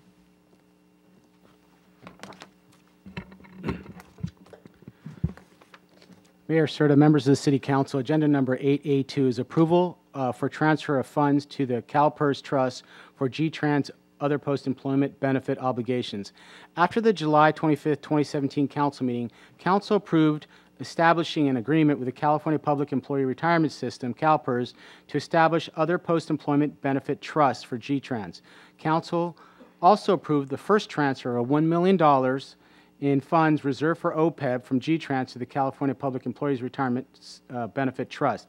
At this time, we are asking Council to approve G-Trans transferring the remaining $3,021,055 in funds reserved only to be used for OPEB benefits to the CERTB Trust, which is the California Employment Retiree Benefit Trust, by June 30th, 2018, to save G-Trans approximately $180,000 per year. The transfer of funds was recommended by the Finance Committee at the April 19th Finance Committee meeting. The fiscal impact would be $3,021,055 in funds reserved only for OPEB benefit from G-Trans funds. What's required is to approve payment for the G-Trans OPEB Trust. Okay, thank you. Does any member of the council have any questions or comments at this time? If not, can I get a motion to approve the transfer? So moved. Is there a second? Okay. Madam City Clerk, there was a motion made by Mayor Pro Tem Tanaka and a second by Councilmember Kaskanian. Will you call for the roll, please? Mayor Pro Tem Tanaka. Yes. Councilmember Kaskanian. Yes. Councilmember Medina. Yes. Councilmember Henderson. Yes. Mayor Serta. Yes. Next up is item number 8A3. Mr. City Manager. Mayor, if you could just give me 1 second. Sure, take your time.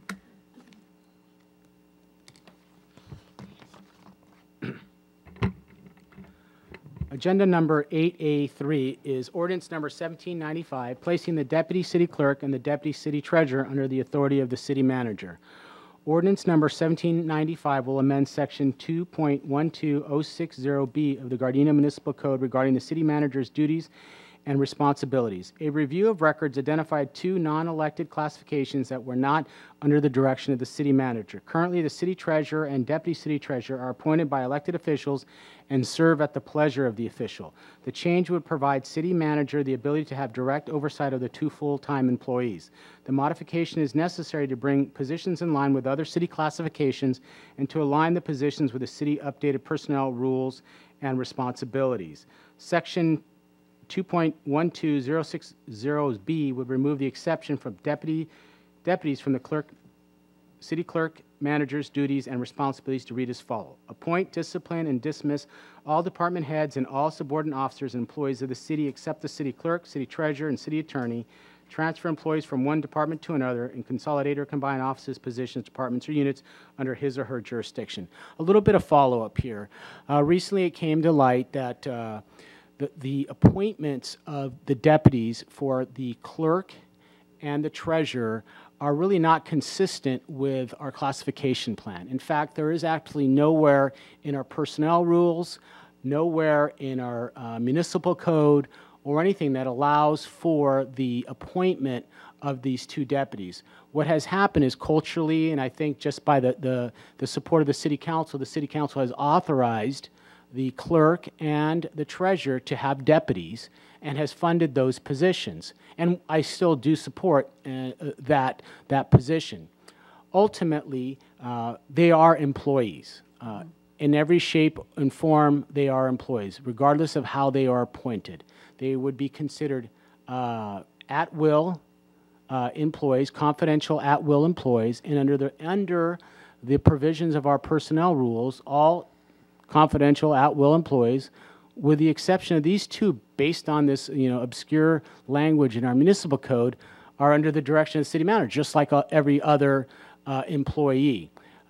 Both the city clerk and the treasurer are not full-time employees, and as a result are not able to monitor the progress, and if there's disciplinary issues or they fail to come to work, et cetera, on a consistent basis. What this does not do, and I want to reiterate that, it does not preclude, and I support, as the council does, is having the deputies report to the two elected officials, have them set what the deputies want to do, what their priorities are, run their respective offices. This really would only come into play when there's a conflict between the employee being an employee and subject to all of the provisions of our personnel rules, where right now they do not. So what is required is to introduce ordinance number 1795. And if you have questions, I'll be more than happy to answer those. Okay. Before we go to questions, we do have a public speaker on this item here. Ms. Cheryl Sherman.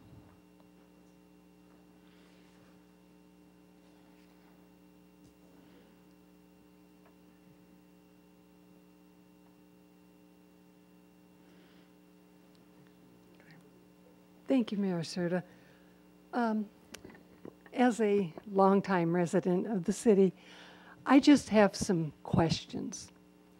And my first question is, of all the cities around us, are any of the other cities in the same function in the same direction that we're looking to go in with having the new format? Okay, go ahead with your questions, and we'll answer them as we go. Okay. Then another question I have is, was this all discussed with the city treasurer and the city clerk prior to it going on to the agenda, and getting feedback from them, and consideration, being as I realize they're elected officials, but being as these individuals work under the direction of them as to how they felt or what concerns they had regarding this. And then my last question is,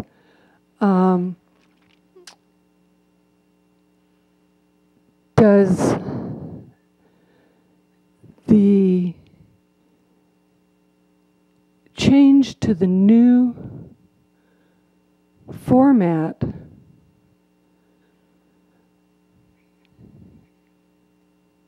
present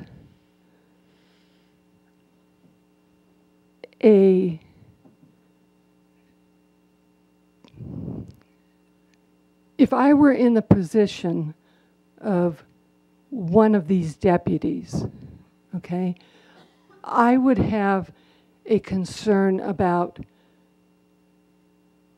who am I trying to meet, okay, in regards to what I'm doing.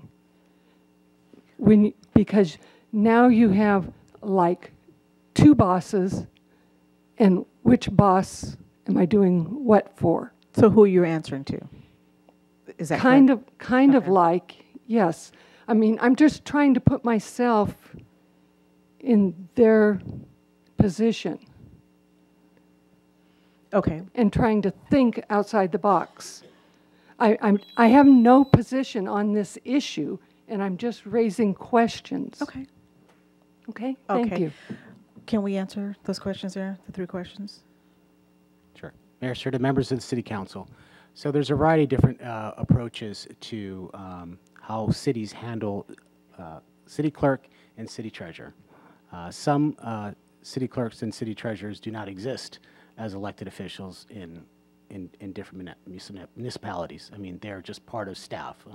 City clerk in some cities is just another staff position, and there is no city treasurer. Other cities have one or the other. It all depends.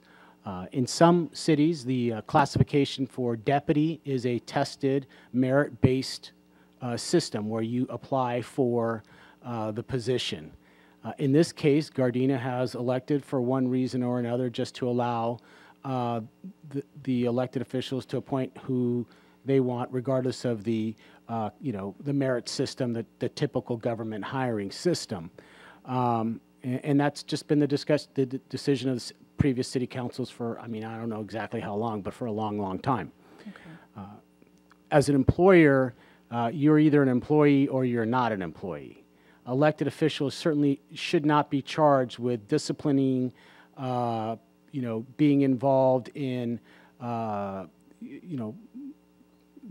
the hiring and firing of employees for disciplinary matters, because by their position, they're elected officials. For example, none of the elected officials here have deputies or anything like that. So it's kind of a unique thing. The reason it's a unique thing is because both elected treasurer and the clerk, they need full-time people to do their work. In this case, let's just use the clerk, for example. We have a very diligent elected city clerk who's here and does a lot of work for the city, but she's not a full-time employee. And the expectation of having her be here and do all the minutes and do everything like that, that's not realistic. So the deputy does all of those responsibilities in her absence. And she should continue to do that and take direction as the elected official. But at the same time, if an employee here is doing if one of the deputies is doing something that's not consistent with our personnel rules, is not showing up for work, doing other things, the elected official is not here full time and can't monitor that behavior. It probably will never be used, but we have had recent instances where there's been some problems, and as we've researched with our attorneys looking into this matter, we figured out that our system is not right. We do not have codified anywhere where these appointments are allowed, the scope, the level of responsibility, or any of that. This brings in line every other, employee that works for the city of Gardena in line with the provisions of our personnel rules, which are consistent for a variety of reasons, and in fact have been recently approved. Confidential at-will employees have their own set of rules. They serve at will. They serve at the at the direction of the appointee official. This would not prevent the elected treasurer or clerk to decide they do not want them, want them to serve anymore, or any of those things. But there are other issues that come up that fall far below that: disciplinary, work schedules, those kind of things. I mean, if the rules apply to all employees, they should apply to the two deputies as well. Okay, thank you. Are there any other questions from any other council members or comments at this time? Councilmember Henderson? Thank you, Madam Mayor. Thank you, Ms. Sherman, for your questions, and actually brought up a good point in regards to, because now this individual potentially is an employee, they need to really be clear on their job description and what they're doing and if they're meeting the checkpoints or not. So we do have job descriptions for these deputy positions, correct, Mr. City Manager? We do, but because they're not routinely tested for, it's essentially for information only. If I could back up a little bit, if we were to hire during, through the merit system of government hiring, we'd put out a flyer for a position, and there would be a competitive process. And then the clerk and the treasurer could be provided a list of who are on the list, and you would have to go through the appropriate hiring processes. In this case, that's not how it works. The clerk and the treasurer can select anybody they want, regardless of qualifications, regardless of no testing. testing, so that's an inconsistency. We will be updating our personnel rules to address this issue. The most pressing thing that was identified is there's this weird provision in the municipal code that says the city manager has all these responsibilities except for these two positions, which is inconsistent with our personnel rules and inconsistent with, you know, being fair to all employees that retain a confidential at-will position. All right, so my follow-up to that then, if the treasurer, as an example, if the treasurer has a deputy and the treasurer directs that deputy to just, I want you to just go to finance committee meetings and just take notes and bring them back, so as the treasurer I can then just kind of synthesize the issue. How does the treasurer then communicate that to the city manager to make sure that we're clear on what I want my deputy to do? There's no need to do that. I mean, I fully support the deputy city clerk and the deputy and the treasurer, excuse me, the treasurer and the clerk to assign responsibilities to their deputies as needed.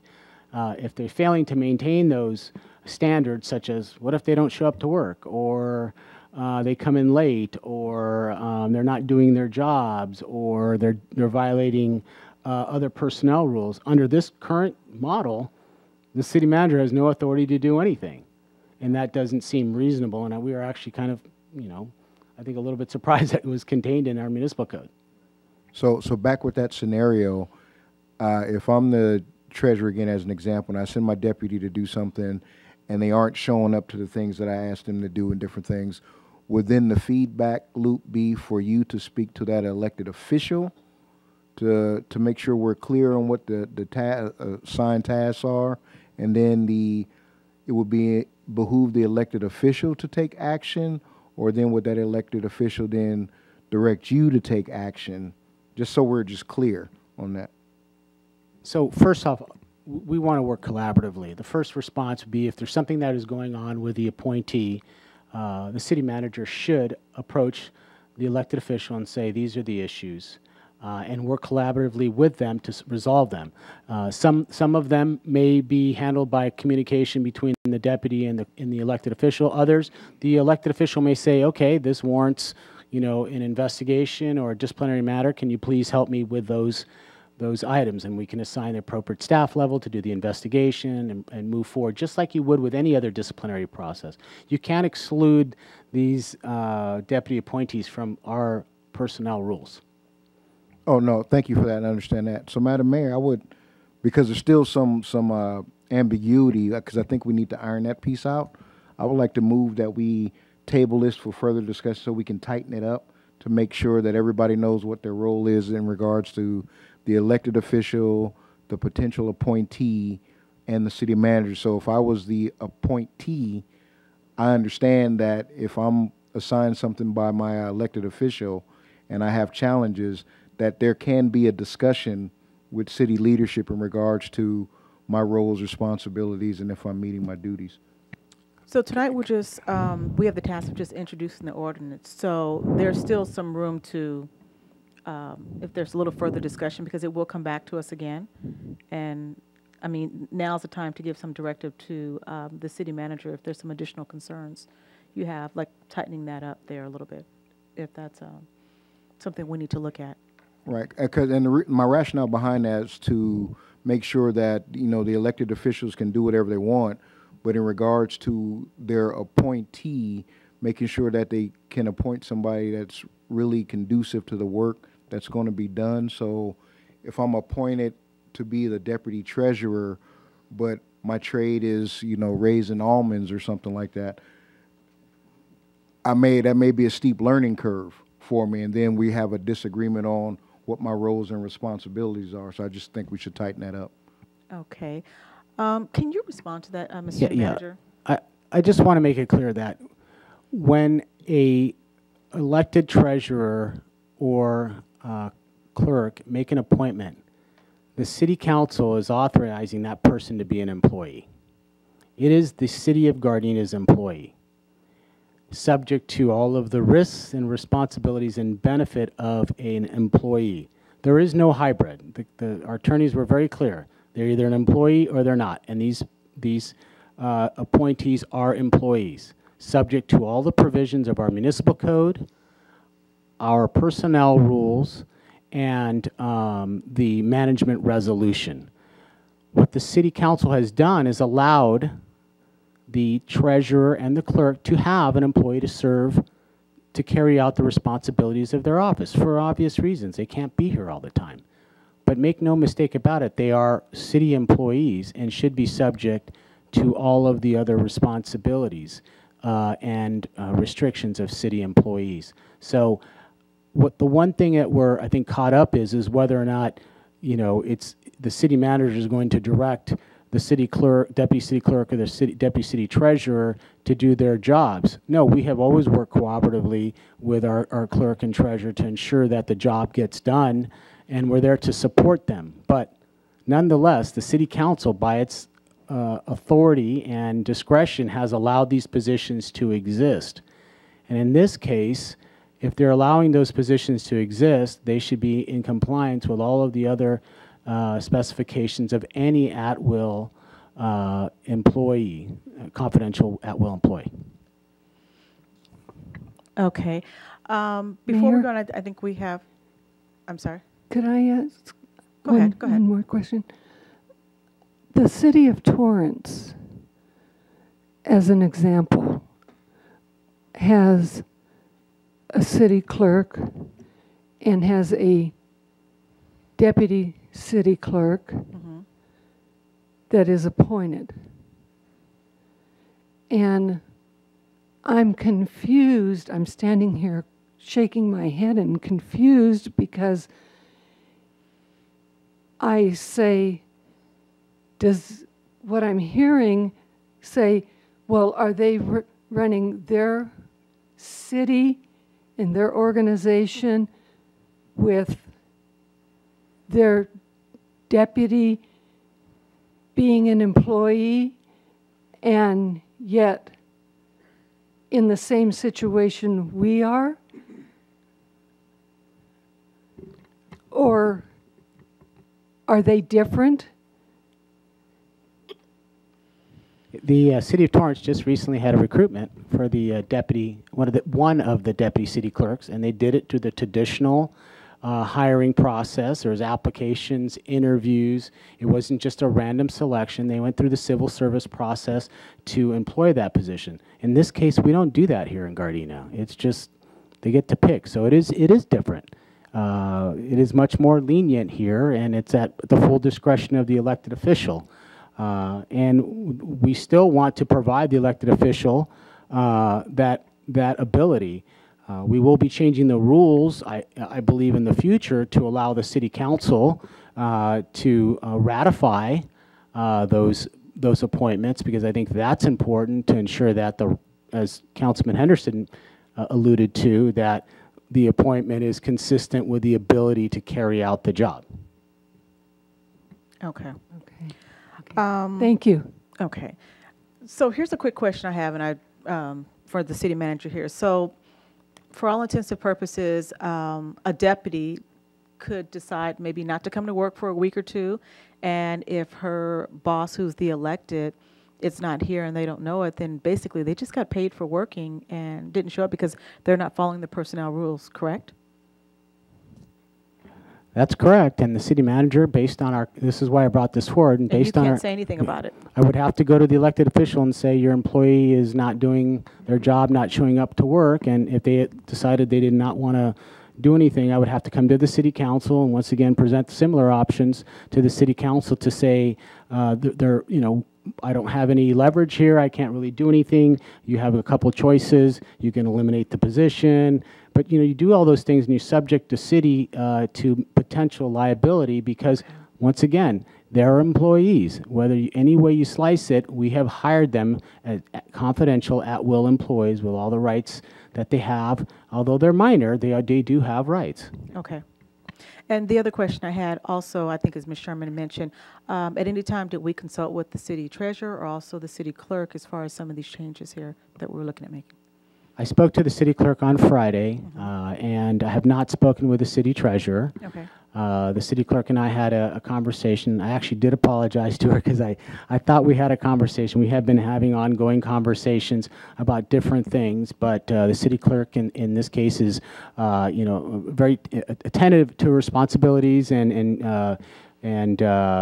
we had a good conversation, and ultimately I explained the rationale and that there was no intent to have the city direct what she needs her deputy to do. That's a very labor-intensive deputy position, and the city clerk is responsible for making sure all that, and she is present at every single meeting. Okay, thank you. We had a question here. First, Councilmember Kaskanian. Thank you, Madam Mayor. You asked one of the question already.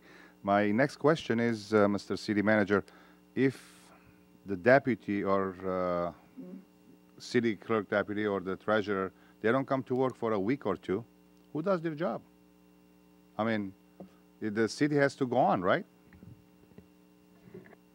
Do they have anybody in line? Well, the city, for example, the city clerk has other employees in the office that could take on some of the responsibilities. I know that Nancy could help in doing those things.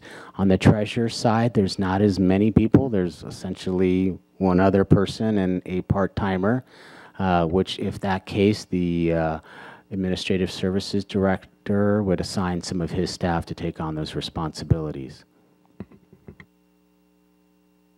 Thank you. Can I ask a follow-up question to that, and then I'll get to yours?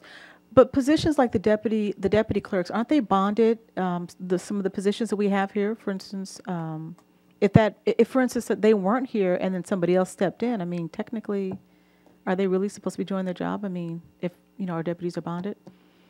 So there's two levels of bonding. For example, the treasurer has to be bonded or some other form of security, and the deputies are covered under the city's general bond for employees. So then if that deputy is not at work and then somebody else in the office, I mean, technically they really shouldn't even be handling their work because they're just an extra employee. They may or may not be bonded, correct? No, all of our employees are all of bonded. them are bonded. Okay. It's just not to the same level as a treasurer, for example. Got it. Okay. Councilmember Medina. Thank you, Madam Mayor. I just have a devil's advocate question. One of the things that has not been brought up is what if there's a conflict with, let's say, the city clerk, and she doesn't agree with the decision that you might make, and you might have to discipline the deputy clerk for whatever reason, and the city clerk doesn't agree with that. How are you going to amend that problem? Because it's basically what's the word? An imbalanced power. Because right now the way we have it now is the city clerk and the city treasurer chose whoever they thought was what they thought was capable to help them out, and with this new rule, then the actual city clerk and the city treasurer won't have any say-so about that. They'll have to amend to whatever the city manager says, as opposed to saying the city clerk wants this and the city manager doesn't. That's one thing that hasn't been brought up yet. It's a good question. The first point is, in my opinion, the elected officials should not be directly responsible for disciplinary action in that they are city employees. They're appointed by, and that's really at the discretion of the city council, but they are city employees subject to all of the rules of the city. And as it stands right now, that is not within the authority of the city manager, but it's in the authority of every other, 546 other employees. So it's a unique situation. I don't know what the genesis was to exclude those two roles, but once we hire them at the recommendation of the clerk and the treasurer, they are city employees. And I see no rationale, and neither did our attorneys, to treat them any differently than any other city employee. This is in no way, shape, or form an attempt to not allow the city clerk and the treasurer to direct and have their staff do their work. If they are doing their work and performing well, and the clerk and the treasurer are happy and they're at work and nothing's going wrong, this will be a completely transparent issue. But if the latter happens, where an employee decides, you know, they don't have to come to work, they don't want to do what's performed, they're not capable of doing the job, then the city manager, because the clerk and the treasurer are within the administrative and elected offices, as all of you are, something would have to be done. It would be my job to work with the city clerk and treasurer to come up with a remedy. But if they decide there is no remedy, the only other remedy is to have me come back to the city council, which is highly unusual and not within the normal process. The city council should be hearing the final appeals, or a hearing officer, not directly responsible for those intermediate steps. Well, that was the premise of the question, because not that we're all perfect, but there'll be a situation where one will have an opinion and another person will have an opinion, and ultimately you'll have to come back to the city council. That was the point of my reference, because that subject matter was never brought up. And I'm sure it's happened in the past where one doesn't agree with the other and the other one doesn't agree with that. And that's something that needs to be addressed as well. Okay, are there any other more questions or comments? If not, I'd like to go ahead and introduce this ordinance, if I can get a second. Second. Okay. Before we do the roll call, Mr. City Manager, I'm sure you'll take all these questions and comments. This is just an introduction. Oh, that's right. I'm sorry. We don't need to vote on it. So I'll introduce the ordinance here. But take all this into consideration for when it does come back to us again, because I'm sure these questions will probably come up again. So. And in the meantime, we can create an administrative policy to address those questions and loopholes. Okay. But ultimately, the personnel rules and the municipal code will be the two primary controlling documents. Okay, got it. Thank you. Okay, moving on to item number 8B, I'm sorry, 8B1. Mr. City Manager. Mayor Serta, members of the City Council, agenda number 8B1 is a public hearing for resolution number 6321, conferring the diagram and assessment contained in the engineer's report dated April 24th, 2018 for the Gardena Artesia Boulevard Landscaping Assessment District, ordering the levy and assessment of the same for fiscal year 2018-19. This is an item that comes before council several times every year. On March 13th, 2018, council adopted resolution 6307, ordering the general services director to order the city engineer to prepare and file a report according to the provisions of the Landscaping Lighting Act of 1972 and the State of California Streets and Highway Code Division 15, Part 2, for the assessment to be levied and collected through said assessment district. On April 24th, 2018, council adopted resolution number 6314, adopting the engineer's report filed in the city clerk office and declaring its intention to levy and collect assessment for the said assessment district for fiscal year 2018-19. Adoption of the resolution confirms the diagram and assessment contained in the engineer's report and constitutes the levy of assessment that will pay for the services and maintenance costs of landscaping and improvements within the median area of Artesia Boulevard between Western Avenue and Normandy. The funding source is the assessment district. The anticipated revenue is $21,662. What is required is to conduct a public hearing and adopt Resolution 6321. Okay, thank you. So this is a public hearing. The hearing is now open. Madam City Clerk, do we have any speakers from the audience that would like to speak on this item? No, Madam Mayor, we do not. Okay. Does any member of the council have any questions or comments at this time? Councilmember Medina? Thank you, Madam Mayor. This doesn't include the recycled water that we're still trying to negotiate, correct? This is simply for the ongoing landscape maintenance. Thank you. Any other questions or comments?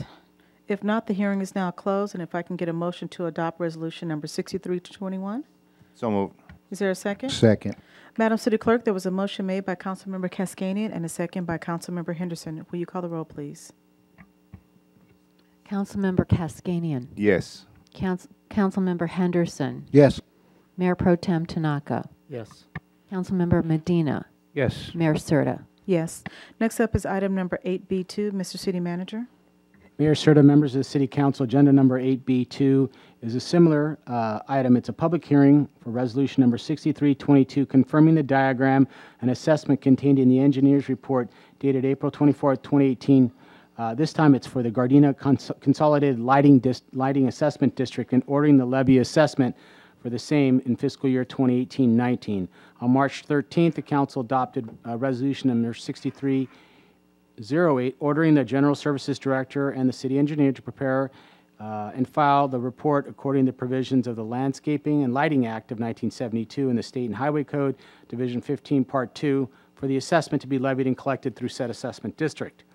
On April 24th, the council adopted 6315, adopting the engineer's report filed in the city clerk's office and declaring its intention to levy and collect assessments for the assessment district for fiscal year 2018.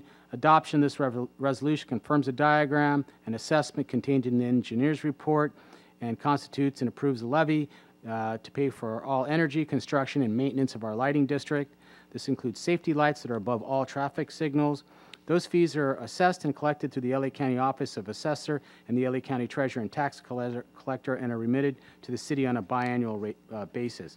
The funding source is the assessment district. The anticipated revenue for the lighting district is $721,508.24, which required us to conduct a hearing related and adopt resolution 6322. Okay, thank you. So at this time, the hearing is now open. Madam City Clerk, are there any speakers who would like to speak on this item? No, Madam Mayor. There are no speakers. Thank you. Does any member of the council have any questions or comments? If not, we're going to go ahead and close the hearing, and if I can get a motion to adopt resolution number 6321, I'd appreciate it. Second. Madam City Clerk, there was a motion made by Mayor Pro Tem Tanaka and a second by Councilmember Medina. Will you call the roll, please? Mayor Pro Tem Tanaka. Yes. Councilmember Medina. Yes. Councilmember Henderson. Yes. Councilmember Cascanian. Yes. Mayor Serta. Yes. Okay, next moving on to item number 9, which is, 9B, which is council directives. Does any member of the council have any directives at this time? Councilmember Henderson? Not really, Director. Just a follow-up question. Mr. City Manager, I couldn't recall, did we submit our letter of support for the South Bay Cog fiber optic thing? I can't remember. I thought so. I just thought I was looking at something else. Yeah, Councilman Medina also reminded me, and it's been submitted, and they have it. Okay, thank you. Are there any other directives at this time? If not, we're going to move on to item number 9C, which is the city manager remarks and directives and council items. Mr. City Manager? We have a couple items to discuss. The first I wanted to bring in front of you, and you all should have in your package, is C3 Urban, a development. This developer will be having public meetings, trying to get the community surrounding the project informed about the current project. I put in all of your packages, a description, elevations of the project. This project is it's 35 three-story townhouses and 5 mixed-use townhouses, which is on Van Ness. It's adjacent to the Van Ness entrance, just south of Rosecrans. There's a underutilized old auto dealership repair thing. I'm not exactly sure what it is right now. And then some of that property moving towards the west. Because this is being marketed in the community, and I think the developer is trying to do its due diligence and inform the community, but public meetings are going to occur. I believe it's important that our city council know about this, so if they're asked by community members, they have an idea. So what you have is sort of a description with elevations of the development. This property has sat vacant for many, many years. As you can see by not only the site map, but the elevations, it gives you at least some idea of what's going on. And my effort to have the council not be caught off guard by community members asking questions about potential developments that have not reached you and are still, going to the Planning Commission. This is preloading all of you so you understand what's going on there. And if you have subsequent questions for me, please let me know. So, the second item, there was a request about crossing guards. We did our preliminary research and contacted LEUSD. They do not have crossing guards that they pay for at any of their schools. It is a very expensive venture, but there is a memo there for your referral. There was 2 complaints, speeding complaints, one on 135th Street. I think Councilman Henderson brought that one up, and then 147th Street, which is a speaker here at Council. There's 2 memos in your packages that describe what the conditions are on both. There is a letter there, ironically, I already talked about it, the fiber network, so you should have proof that the letter was sent.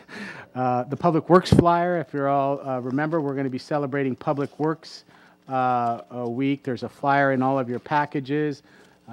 Tuesday, May 24th at 2 p.m. at the Public Works Library. There should be some light refreshments, so please go if you can. The Flag Day celebration has been discussed, is also in your package. There's a flyer for the community cleanup. Gardena Beautiful Committee is once again supporting its Keep Gardena Beautiful Day. There's a flyer that's in all of your packages for that event. And then the Jazz Festival flyers that was brought up, those flyers were made, quickly just to try to appease some residents that had some concerns. But Kelly and her staff are working on official flyers. But I want you to recall that the entertainers have not fully developed. We are changing the setup of the event. We're going to have another stage, different seating arrangements, not just tables that you can buy. So there's a lot of changes. So although you have a very preliminary flyer there, will be one more, a much more robust, detailed one. Once those things are locked down, and Kelly and her staff are certainly on top of any changes that will occur there. And then finally, the question about this painting on the roadways, that is a result of 2 things. Dig Alert, it's required that they go out there before they do any excavation to identify any potential hazards underneath the public right-of-way, whether it be electrical lines, sewer lines, telecommunications lines, anything. That's what those marks are for. In this case, they're also delineating where the potential water flow is. Each of those symbols has its own, identifying source. Generally speaking, those should be removed after the project is completed. And I know that Director Cruz has listened, and we'll make sure that in the follow-up inspections after the projects are done, the inspectors will require some sandblasting to eliminate that from the roadway wherever possible. That's all I have to report, Mayor Serta. Okay, thank you. So next up is council remarks. We're going to begin tonight with Councilmember Henderson. Thank you, Madam Mayor. I'll be brief because the hour is late. Since our last council meeting, I did have my park meeting at Mos Fukai Park, and while I was out there, our Parks Department employee Robert was out there working on the diamonds and everything like that, and he was just doing some real diligent work. It was real serious. I wanted to recognize him. I wanted to talk to him, but he was so busy working that he didn't have time, so I appreciated that. I want to, recognize him, and I want to encourage our community to, as you see our employees out and about, kind of wave at them and give them some encouragement, let them know that we appreciate them as well. Since I'm sure my other colleagues will talk about it, we had a new business open in the city of Gardena, Wingferno. Myself, Councilman Cascani, and Mayor Pro Tem Tanaka had a great chance to break bread, and Deputy City Clerk, all these deputies. Becky was there. She was there, and we had a good time and everything, so that was great to have that opportunity to commune with my colleagues, and they can go into greater detail. Also, I did some community home visits. Folks emailed me and called me and said, hey, we want to talk about different things and everything, so I like to stop by folks and sit on their porch and answer their questions, so that was great. Also, since our last council meeting, we had what else did we have? Oh, we had the wedding of Meghan Markle and Prince Harry. We want to make sure that we bless their nuptials, and that was a big thing, getting up early in the morning to watch that. And also, I would like us to keep in our prayers and everything the 10 lives that were lost in Santa Fe, Texas, due to a very unfortunate incident, as well as the 100 people that passed in the plane wreck out of Cuba, as well. That was another issue, and also pray for our fellow Americans in Hawaii that are now dealing with the volcano and the toxic gas and everything from the mixture of the lava and the seawater and everything like that. I was reading somewhere that the lava is also now heading towards the nuclear reactor, so that's another issue that we got to do. So let's keep them in our prayers as well.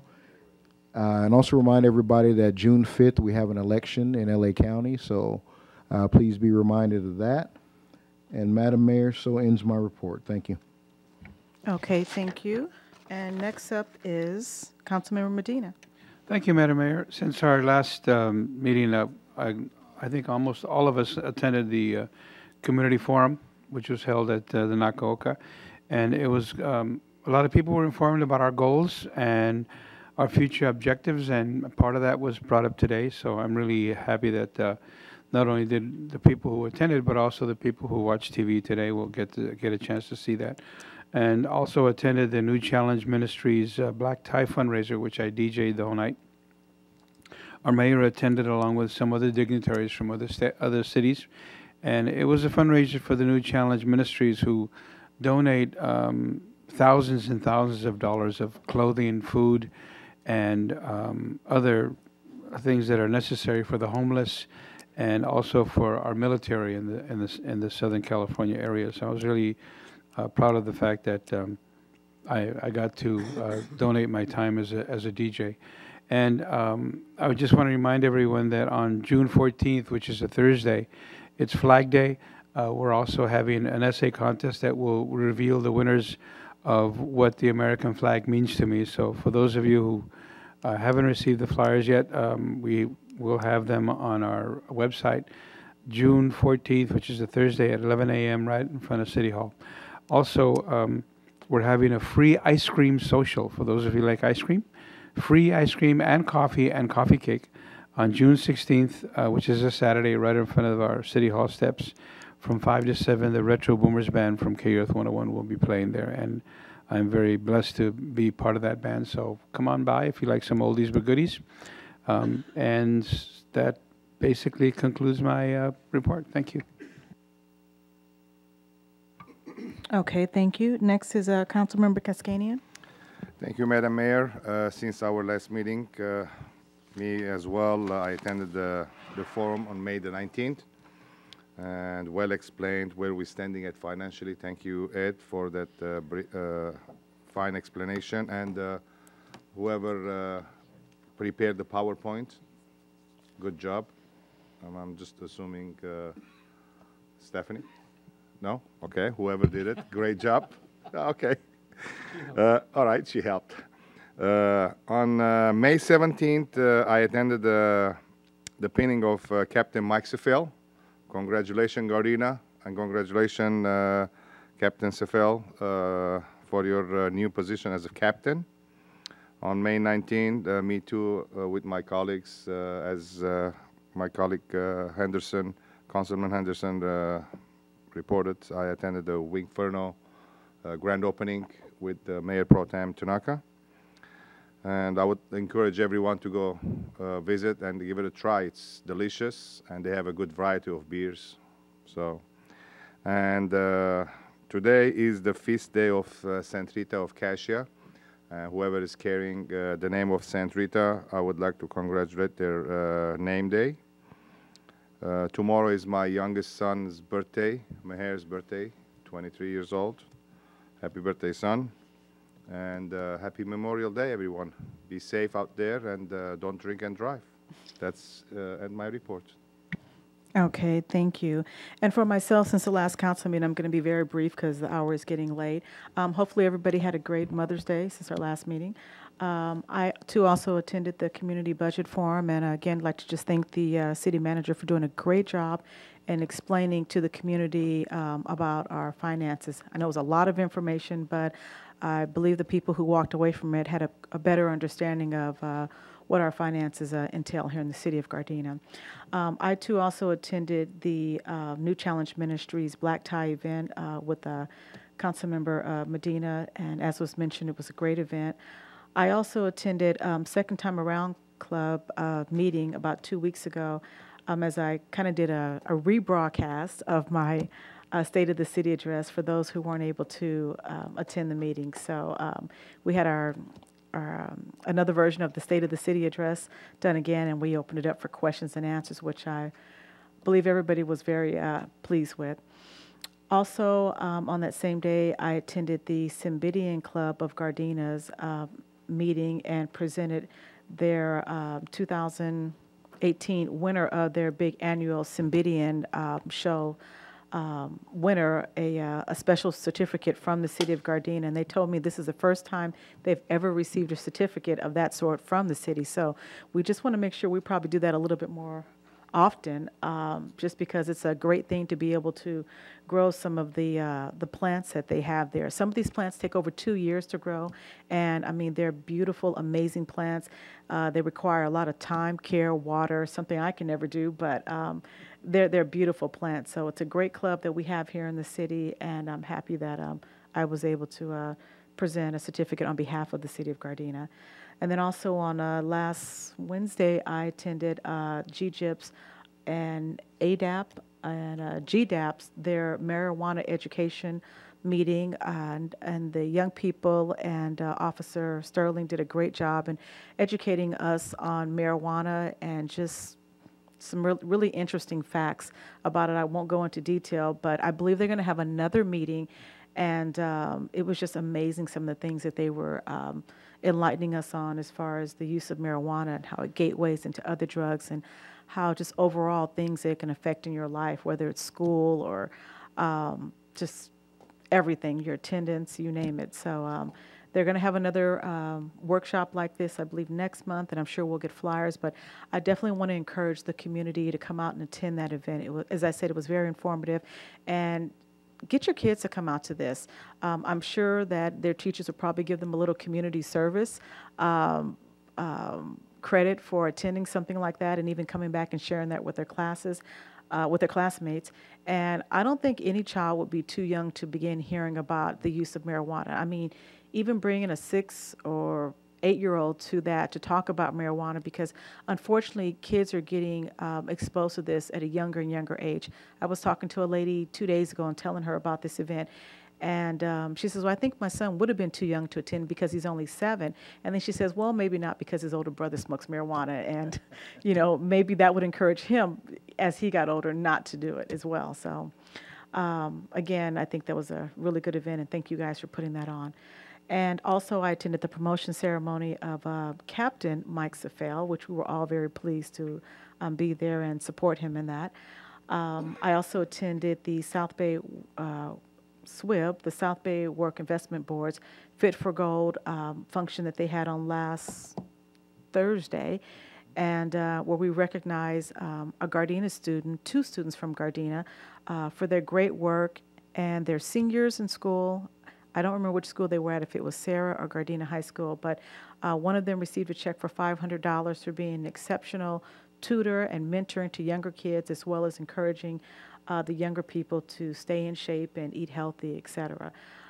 So that was great to attend, and that was in the city of Inglewood. And then lastly, I attended the pinning ceremony for Officer Arnold Peterson on Monday, as well as one of our volunteer reserve officers, Andre Carter, on last Monday. So I was very happy to attend that, and that ends my report. Next up is Mayor Pro Tem Tanaka. Thank you, Madam Mayor. Briefly, Ed, great job on the budget. It's the first time, so a lot of people, because we're in such good financial shape, probably didn't show up, but it's informative. If you want to know more about your finances and what's going on in the city, these are the kind of informative things that you need to attend, so thank you very much. I attended Denker Avenue School and presented a Americanism Award to one of their students. Went to the Doubletree in Pedro and gave a certificate of congratulations to the 2018 Labor Leader Award winner from the South County Labor. South Bay COG, I was actually elected to the alternate for the Aerospace Alliance. That was pretty cool. Nice. Attended GGIP, Officer Sterling. I was impressed. I was very impressed. He and GDAP and ADAP did a wonderful job on explaining not only marijuana, there was other drugs that they were explaining on the things that are happening in our youth. So try to make the big one. It's going to be at Naka-Oka Center.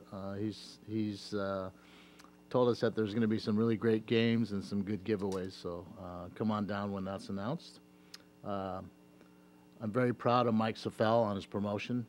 I remember when he was just a young jailer in our station, and I always knew that he was going to be somebody because just his work ethic and the pride that he takes with the city and the police department. Wing Inferno, if you need sports stuff for the weekend, you can get pizza from Lomelli's and go right next door and get wings and chicken sandwiches from Wing Inferno because it really was a great place. One of the council members went there the other day, said the line was just out the door, so go by and see it. And Rodney Gonsalves, another one of my guys, very proud that he came tonight and was awarded the award for being in our military. And that is my report. Okay, thank you. So next up, we have a couple of announcements. The first one being we want to invite everyone to our National Public Works Week, which will be Thursday, May 24th, this Thursday, May 24th at 2 p.m. in the Public Works lobby. Also, on June the 5th, Tuesday, June 5th, we have a Fair Housing Certificate Management Training class, and that will be from 12 to 4, again, as mentioned, Tuesday, June 5th. And it will be at the Naka-Oka Community Center. And if you want more information, I'm sure these flyers here will be in the lobby. Also, on Thursday, June 14th at 11 a.m., we have our Flag Day celebration, which will be here on the City Hall front lawn, which is, for those of you watching on TV, we're at 1700 West 162nd Street. Again, that's Thursday, June 14th at 11 a.m. And then just for your future planning, the Gardena Jazz Festival this year will be on Sunday, August 26, 2018, and the artists will be announced soon. The event will be at Raleigh Park on 132nd and Van Ness. And as Councilmember Medina mentioned, we will have an ice cream social this year, which will be on June 16th at 5 p.m. 5 to 7 p.m., and that will also be here on the city lawn. So in moving on to our remembrances here, tonight we're going to adjourn our meeting in memory of Mrs. Isabel Barreno, who was 72 years of age. She was the beloved wife of Juan Barreno, a sewer maintenance worker with the Public Works Division of General Services Department. Mr. Barreno had worked for the city of Gardena since 2001. We're also going to be adjourning in memory of Mr. Eric Ross, who was 58 years old, of Gardena, and who attended Henry Clay and Gardena High School. He's also the brother of Judge Kevin Ross and a good friend of Councilmember Henderson. So tonight we're going to be adjourning our meeting to a special city council meeting, our second budget planning meeting, planning session, which will be at 7 p.m. on Thursday, June 7, 2018. And I also like to just note that we will be canceling our June 12th city council meeting as well. So we are adjourned at this time. Thank you.